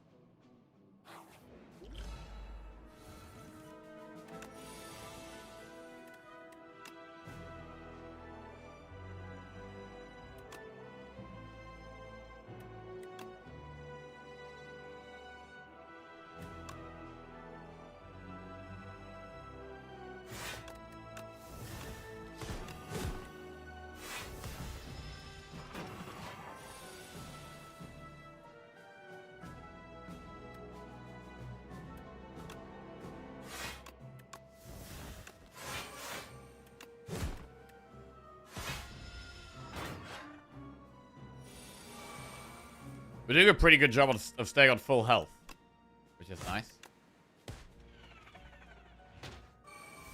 Oh, of course we exhausted the Prolong. Wait, I could have played it first, actually. Yeah, we could have played Prolong first there.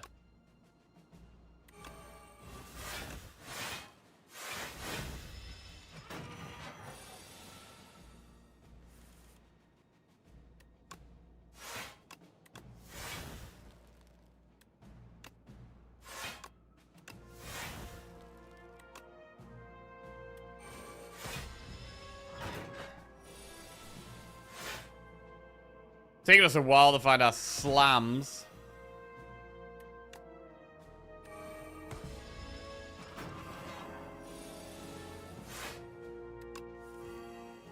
And when we do get the slam, we're gonna block. Should be able to stomp here, though.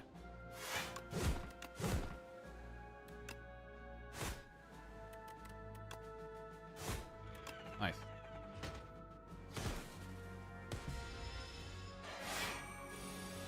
Why is this called Axebot when only one hand is clearly a hammer? Yeah, good point, actually.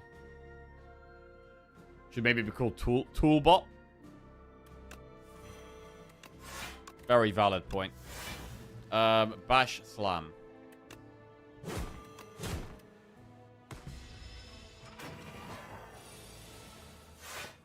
Yeah, I think one more good way of exhausting is still something we're looking for. Breakthrough plus, Unrelenting plus, Headbutt plus. I'm going to skip those. Go through the shop. Another Feel No Pain, Master of Strategy, Automation, Areri.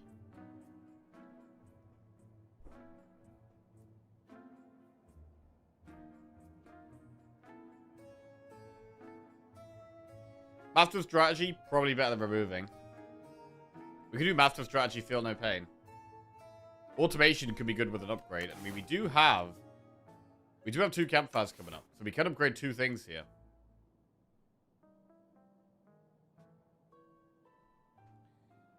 I like the look of the Master Strategy.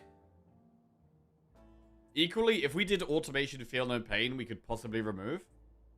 Automation to Feel No Pain is what, 158? So Automation to Feel No Pain remove is actually pretty solid. I don't know if we need automation, though. I do like Master Strategy. I like the speed up. And I mean, we could afford Master Strategy Automation or Master Strategy Feel No Pain. Master Strategy was uncommon in Slay Spire 1? No, it was still rare. It's always been rare.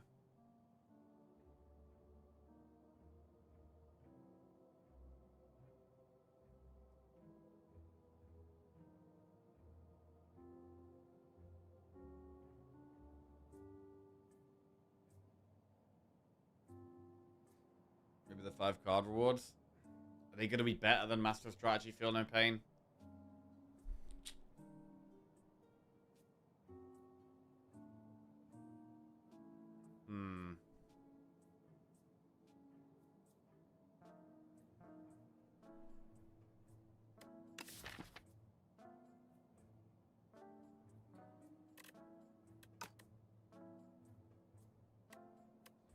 Really like automation here. Yeah, automation isn't bad. Automation is not bad at all. It does make the acro a lot better as well.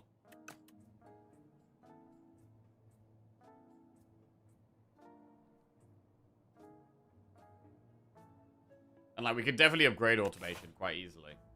With 2 campfires here, we upgrade automation. And then we maybe upgrade battle trance, to be honest. Card draw or mantle.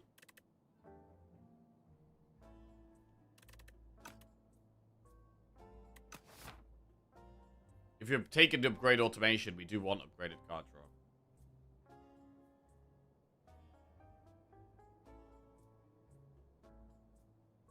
Whoa. Automation, Feel No Pain, remove a strike.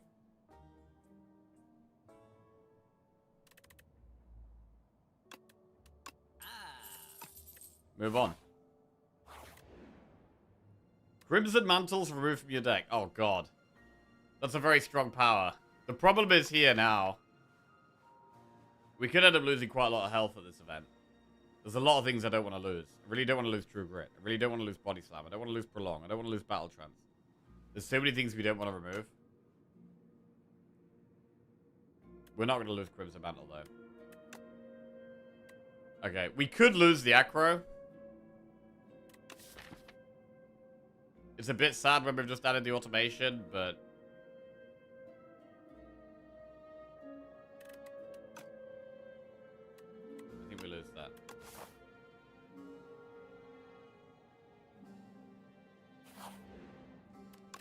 Right, and we'll upgrade the automation, get it to 0. Get Pendulum, that's a little bit more card draw.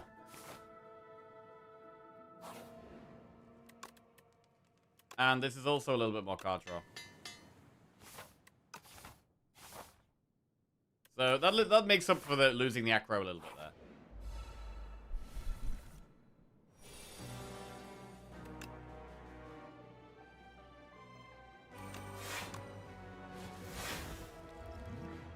Block pot.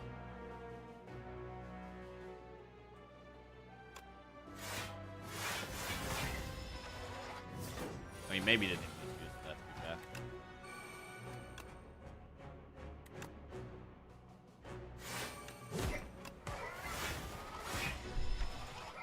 be fair.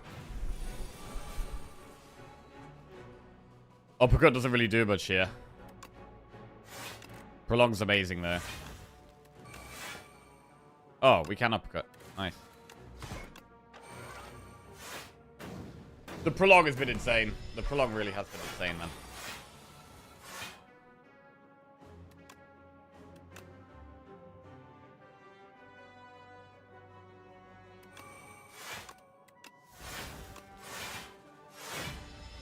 So much block there. Gotta get the body slams more frequently.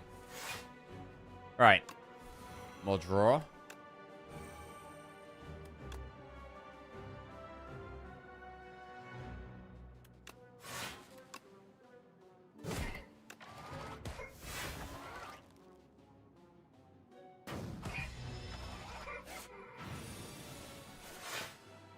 Like, this is probably a little similar to how Aeon Glass could go.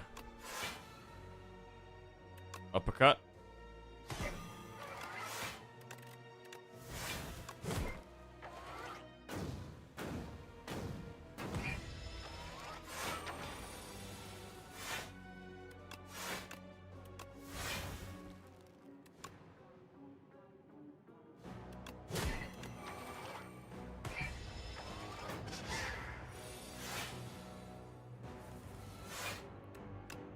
Cool. Big True Grits.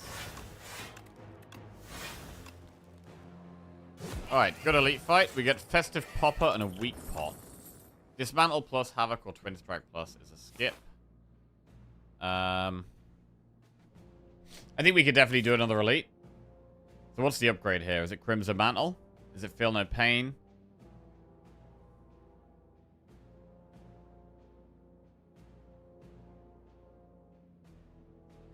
Feel No Pain. Crimson Mantle's 2 block every turn. Feel No Pain is that going to be more than 2 block a turn? If we exhaust 2 cards a turn, that's 2 block a turn. I don't know. We're probably not going to exhaust 2 cards a turn on average.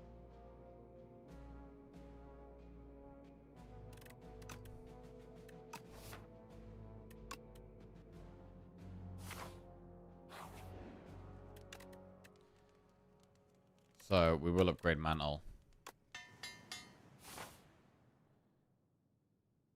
Event, or do we want to do the enemy instead of the event? I don't really want to add a curse to the deck at this point. It might be worth just doing elite enemy. Although we have had the bridge. We've had the bridge, which is one of the worst ones.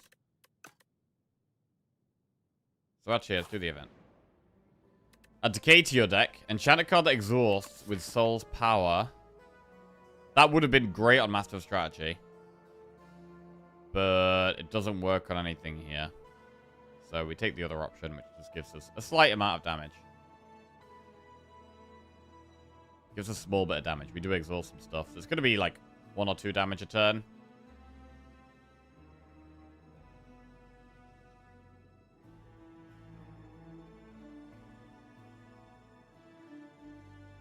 As we put it on tremble.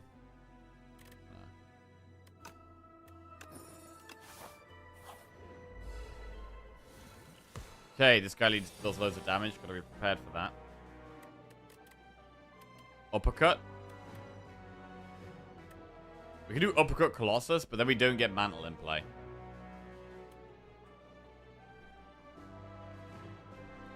We do have the energy pot. But that might be worth saving, to be honest.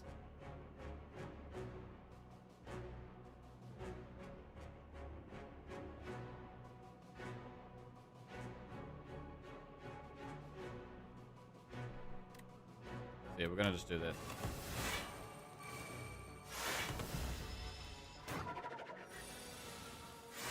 Right. There's a lot of our good stuff. Automation, battle trance. Triple Feel No Pain.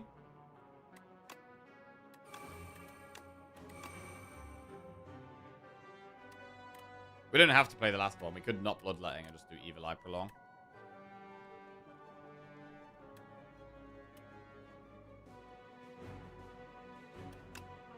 Alright.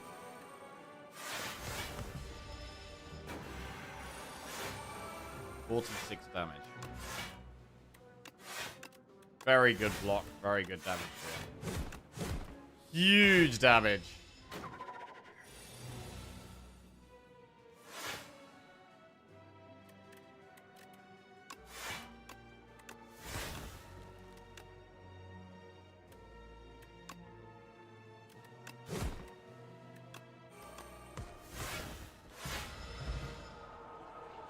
Duplicator, Stone Cracker. And then Vicious Body Slam Rupture. That would be a third Body Slam. Maybe we want it, bro. Maybe we just take a third Body Slam. It is our damage. We could upgrade it. We're on almost full health. Vicious is draw, though. Let's take the Body Slam. Weak Pot or Energy Pot? Which do we keep here? Because Duplicate, I do quite like having Duplicate.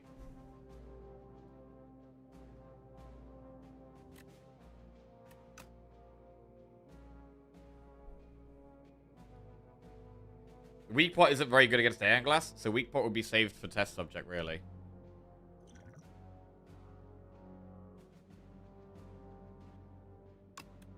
Do this. Alright, 3 Body Slams. We have 3 Feel No Pains, 3 Body Slams.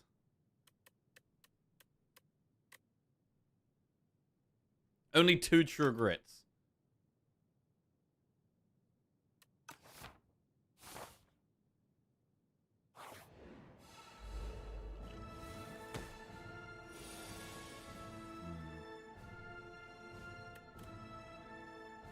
Not much turn 1 block here. Uppercut does start stripping artifact.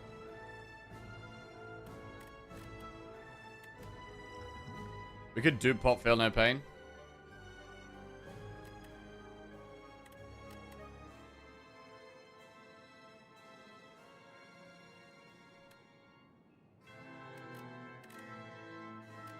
Do Mantle. Do Mantle is 20 block a turn, which is kind of crazy.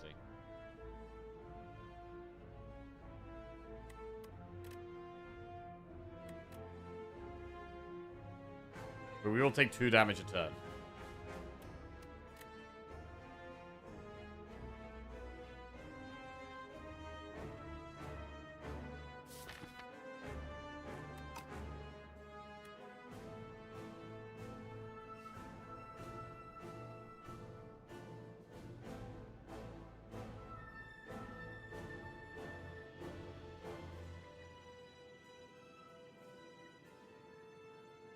Is the next fight harder for us? I mean, the first phase of the next fight is the bit that can be the most tricky.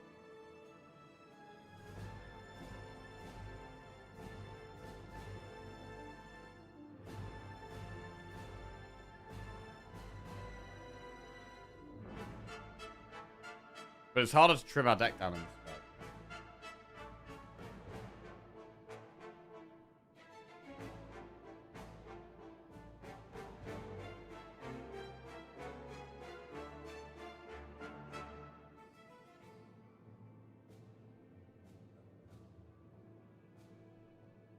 Do put body slam or something. Could end the first phase of the next fight a lot faster.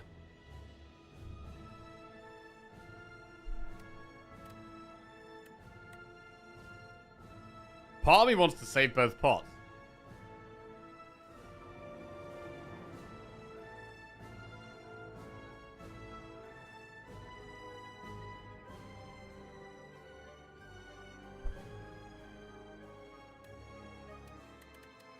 Feel no pain, mantle, tremble. Is that ever the play? Just take a hit here. You at least get a rock pot next fight. That is actually kind of relevant. Like an extra 15 damage against test subject phase 1 is not terrible.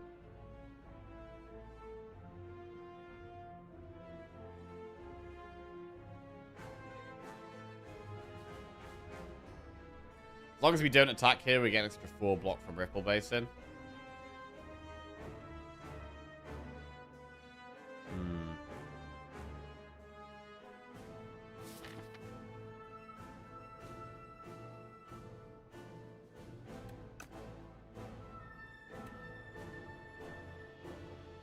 Dupe pot against test subject.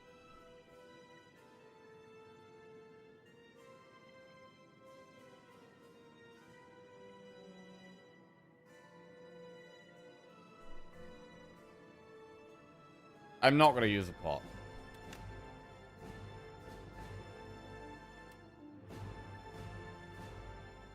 Double Crimson Mantle, though. Double Crimson Mantle surely just keeps us really safe for the rest of this fight, right? Yes, we take 2 a turn, but we block 20 a turn.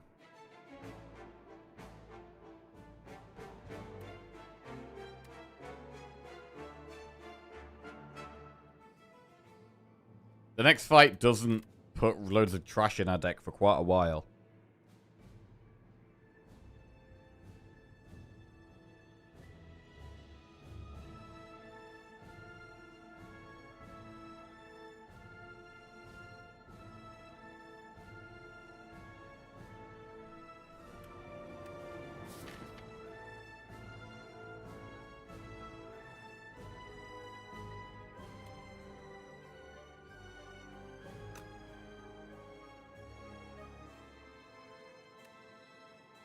I don't know, part of me prefers to dupe the Feel No Pain over duping Mantle, because I don't know if I want to take the extra damage.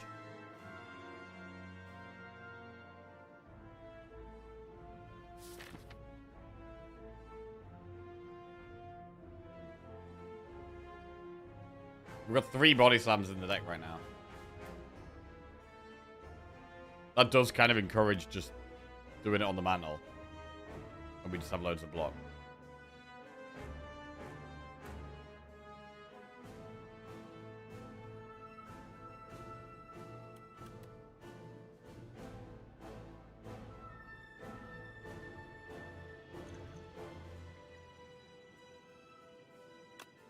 I'm going to dupe the Mantle. I'm just going to do the strongest play right now for this fight. Tremble or defend. I mean, Tremble does block 4. And strips 1 artifact. And exhausts. I mean, it could be more block later. Once we've got more Feel No Pains in play, Tremble's actually more block later.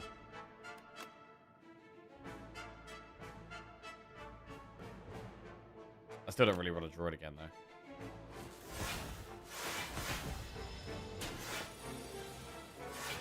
Right, 20 damage. It's quite a lot.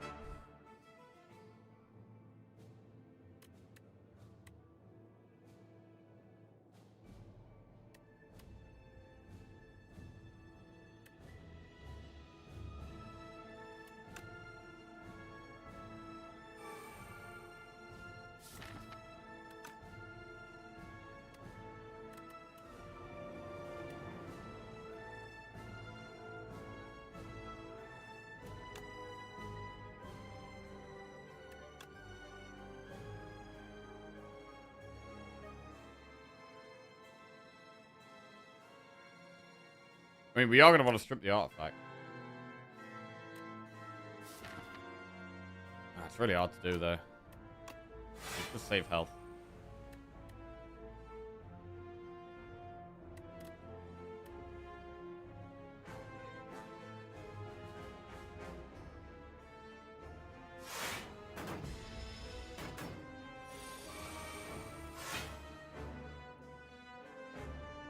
Okay. Drug. Trance. Automation. Gonna have a huge block turn here. Gonna go for just a massive turn.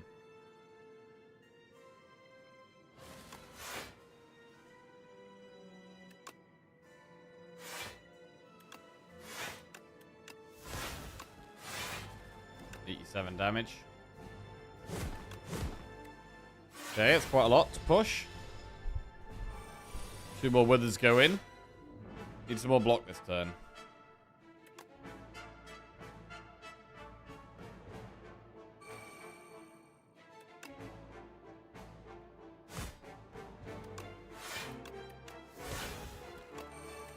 Prolong is great if we can find body slam soon. Another prolong. Alright. Double body slam works good here.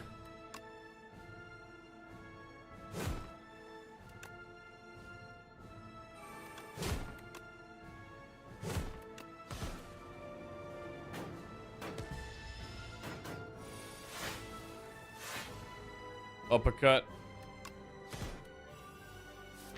There is one more body slam in the deck. Do we just keep pushing the strike damage now? I think we do.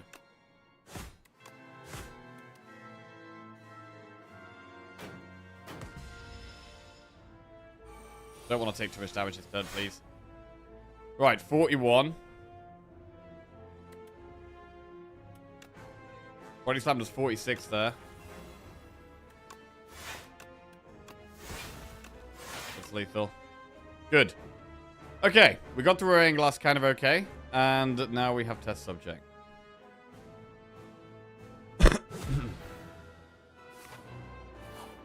We get our little rock, which could help with the first phase of the fight. Another Crimson Mantle. Crimson Mantle straight away.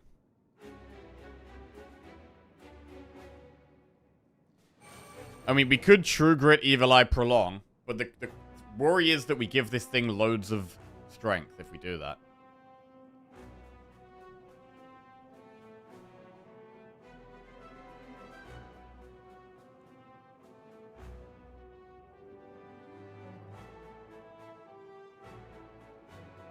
Prolong is great if we hit Body Slam next turn. We do have an extra draw with Pendulum, but we do have 3 Body Slams in the deck. So I think we do it.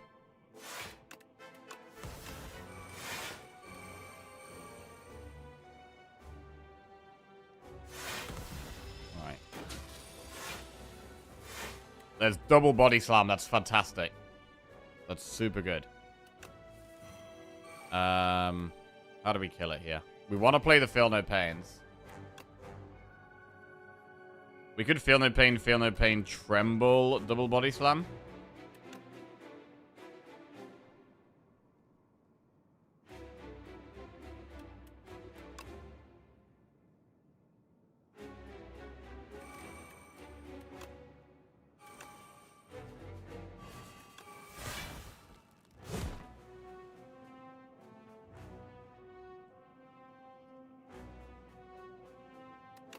Yeah, I think we just do it. It is going to scale its damage up quite fast now, though. So are we a little bit scared? Do we have a save and try and pop it next turn? Because, I mean, we do have the rock. The rock means we can probably kill it almost whenever we want to. Maybe we want to buy a little bit more time to cycle through the deck, get the other powers in play. Is there a slim chance we can't kill it next turn, though? I mean, we have rock for 15. We're about to do 6 damage here. That's 21. We can do another 6 damage next turn. That's 27. Plus Descender's Bane is an extra 1. That's 28. I think we're pretty much almost guaranteed to kill it next turn.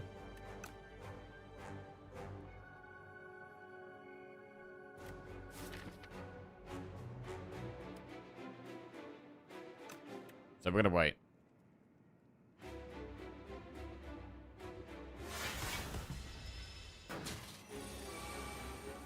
Right, this way we get Feel No Pain in play, which is nice. We can still Body Slam it to kill it. Right. This is fine.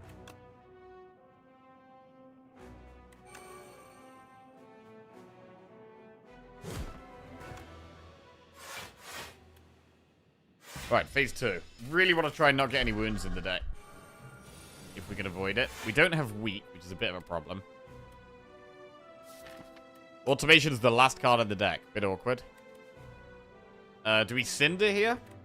Or do we Bash?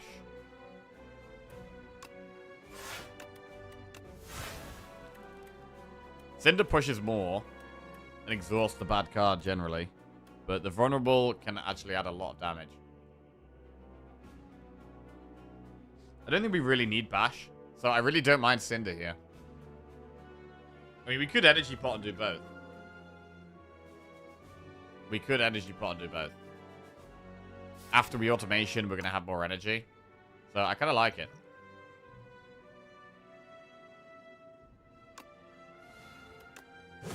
This way we get rid of a Defend. And we also get it vulnerable. Automation goes in. Right. Body Slam does loads of damage here.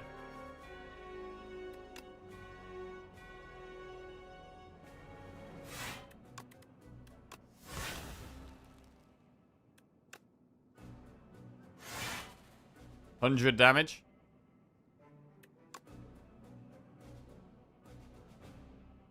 Do we even need to Bloodletting?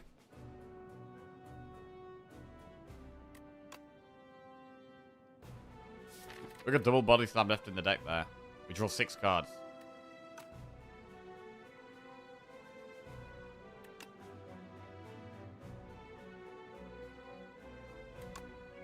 We really shouldn't need to.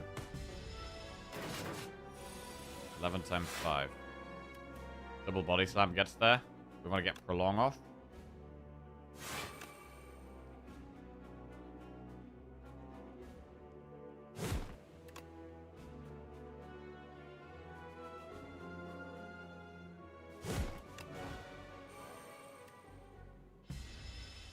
Alright, final phase, let's go.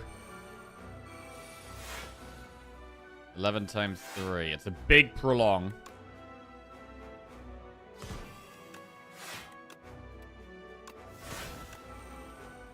Right, need some Body Slams next turn.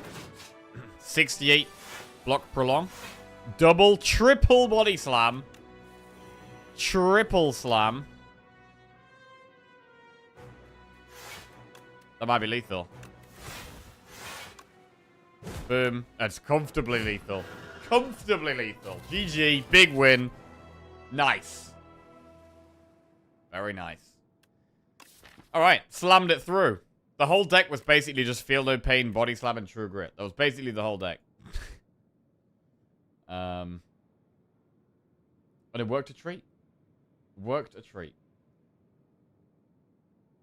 The early game was probably the most concerning. Once we get to the late game, we were kind of chilling there. That is now a 14 win streak. 14 wins in a row. Huge. And 6 Ironclad wins in a row. Mantle did some work. Yeah, Mantle was great. I mean, I wasn't sure whether to dupe pot it in the first fight, but I mean, it worked kind of well. Iron Glass is kind of the hardest boss. I think generally using your pots against Iron Glass is usually the way. There are going to be some decks that struggle more with Queen or Test Subject, right? But in most scenarios, I think Iron Glass is the hardest boss.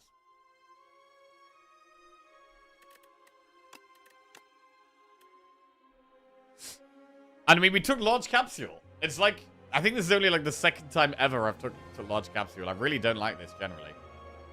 An extra strike and defend for 2 extra relics. But I mean, at the same time, the Sturdy Clamp was really, really key in this run. The Sturdy Clamp was very strong.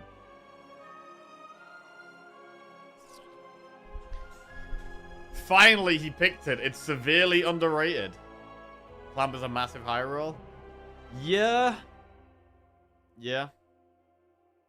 What's the best build for Necrobinder? I'm having a real problem with the Doom build. I want to progress with the hero more. Best build. I mean, with Necro, I mean, a lot of my recent Necro runs have had very different things going on. My last Necro run was a Doom deck, but we only just scraped through. We had 4 Shrouds, which I don't even like or think's a good card. The one before that, we had 4 Banshees. That was more of a ethereal deck. Like, there's like ethereal, Doom, Souls. Like, probably the 3 main strategies. But a lot of my best Necro runs, really, come through getting lots of energy and being able to use that energy. Like, Necro has stronger access to energy than other characters. With, like, Invoke, Delay, Friendship. Those type of cards. So, generally, a lot of my best Necro builds come through just having lots of energy and being able to use the energy to play expensive cards and card draw. We had an Eradicate run. I think Eradicate is very strong. But yeah, you've got to be flexible. She is also weaker in the early game. So I think key things with Necro are definitely be flexible. Block cards are pretty good in the early game because keeping Hostia alive also gives you more damage with Unleash. Don't rush into elites with Necro. Take Act 1 a bit safer. And yeah, make the most of the energy. Right then. Well, we are definitely slowing our play down a bit. Now we're on a big streak. Getting some slower runs. But I am just happy to keep the wins coming through, man. Happy to keep the wins coming through. And it's going to be Silent next.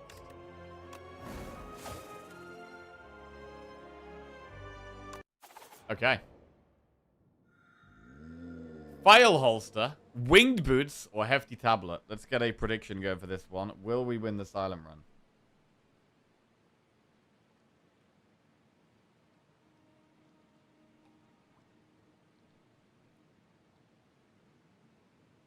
Who's your favorite character in Slaves Part 2 so far? Originally, I would say Defected Regent, but I have started liking Ironclad a bit more, and I've started liking Necro a bit more as well. I mean, Necro is probably still my least favorite character, but Necro's definitely been grown on me. My favorite character is probably Defect. Probably Defect. Everyone but Silent. I mean, I like Silent as well, bro. If we get like a Shiv run, that's some of my favorite runs.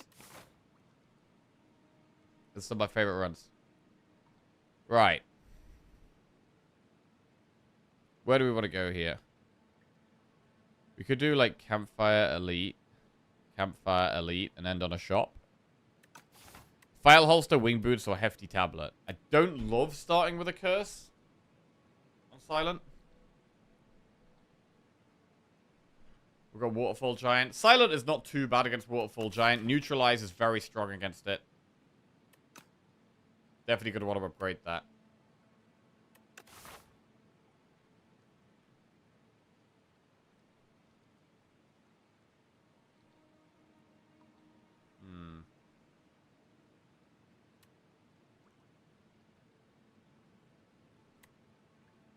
I do quite like this path. And to be honest, I might just go File Holster.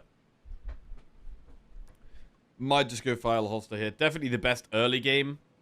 It's the best option for the early game. And Silent does tend to have a weaker early game, so I think we might go the File Holster here. Try and save the pots for... Maybe use a pot in that fight. And this fight. Among my favorite characters are Regent, Ironclad, and Defect, and Necro and Silent too. I mean, to be honest, right? It's more... in terms of my favorite things to play, right? It's more based on the build rather than the character itself. Like, my favorite things to play are, like, a Creation Regent deck. Or a Shiv Silent deck. Or... what else do I really like? An Uproar Defect deck. Yeah, they're like my favorite builds. But then at the same time, I've been just, at the moment, lately, I've just been embracing being really flexible and just combining random crap together, and it's been kind of working.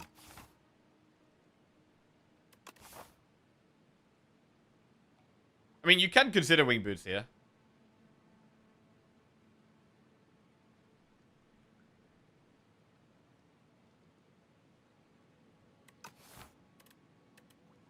What do you file? Right, poison pot, fruit juice. Poison pot could definitely help against an elite. Fruit juice is kind of whatever. Not really helpful.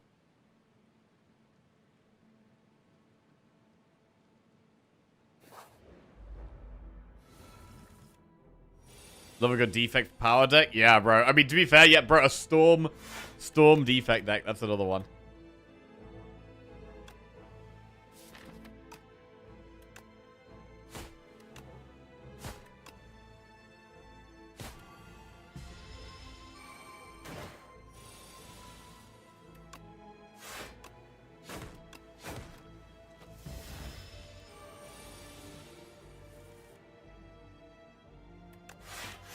Why not drink fruit juice straight away? There's some events where you can trade potions for rare cards and stuff.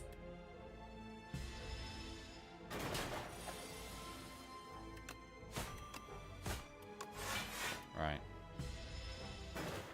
I really love that event, actually. It's like... I can't remember what it's called, but it's like...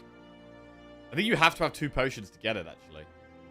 And you can trade your potion for an upgraded, like, common attack or uncommon skill or whatever. And you can sometimes end up getting really powerful upgraded cards really early in the game.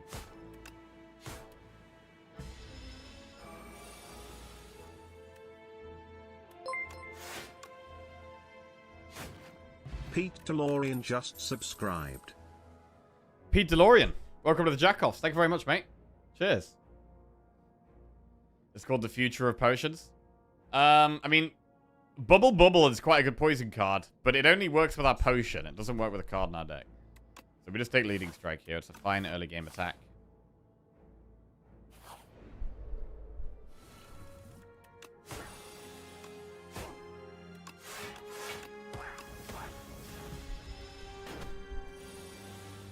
Shiv time? Yeah, I mean, just because we've taken this, we would now definitely take accuracy, but equally, we don't have to tunnel vision Shiv, right? We've got to be open to all possibilities.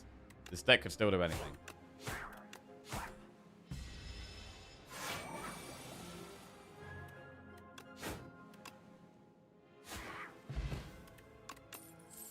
Phantom Blades, Outbreak, Flick Flack. Ah, I mean, I don't love Phantom Blades, but when we've got a Shiv card...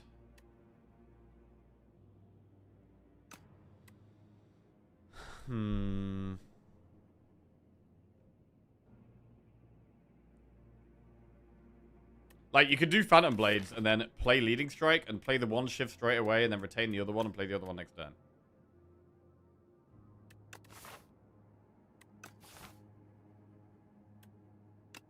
I guess we do it. Enchant a basic strike or defend with Spiral or heal 23 HP. Did we win the Clav run? Yes, we did. Spiral defend, Spiral strike.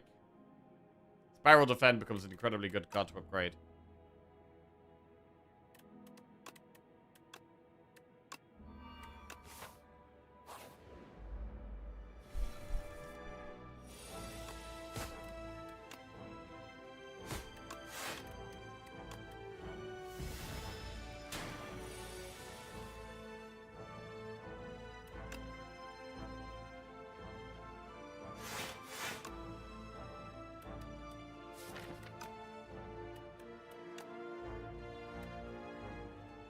We're weak here, so Leading Strike does what? 8 damage? Is that better than Phantom Blades?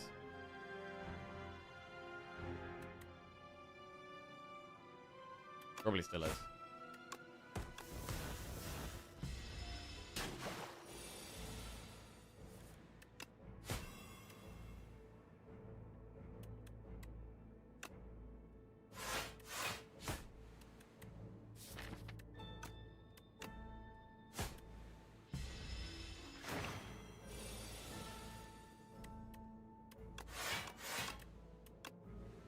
Alright.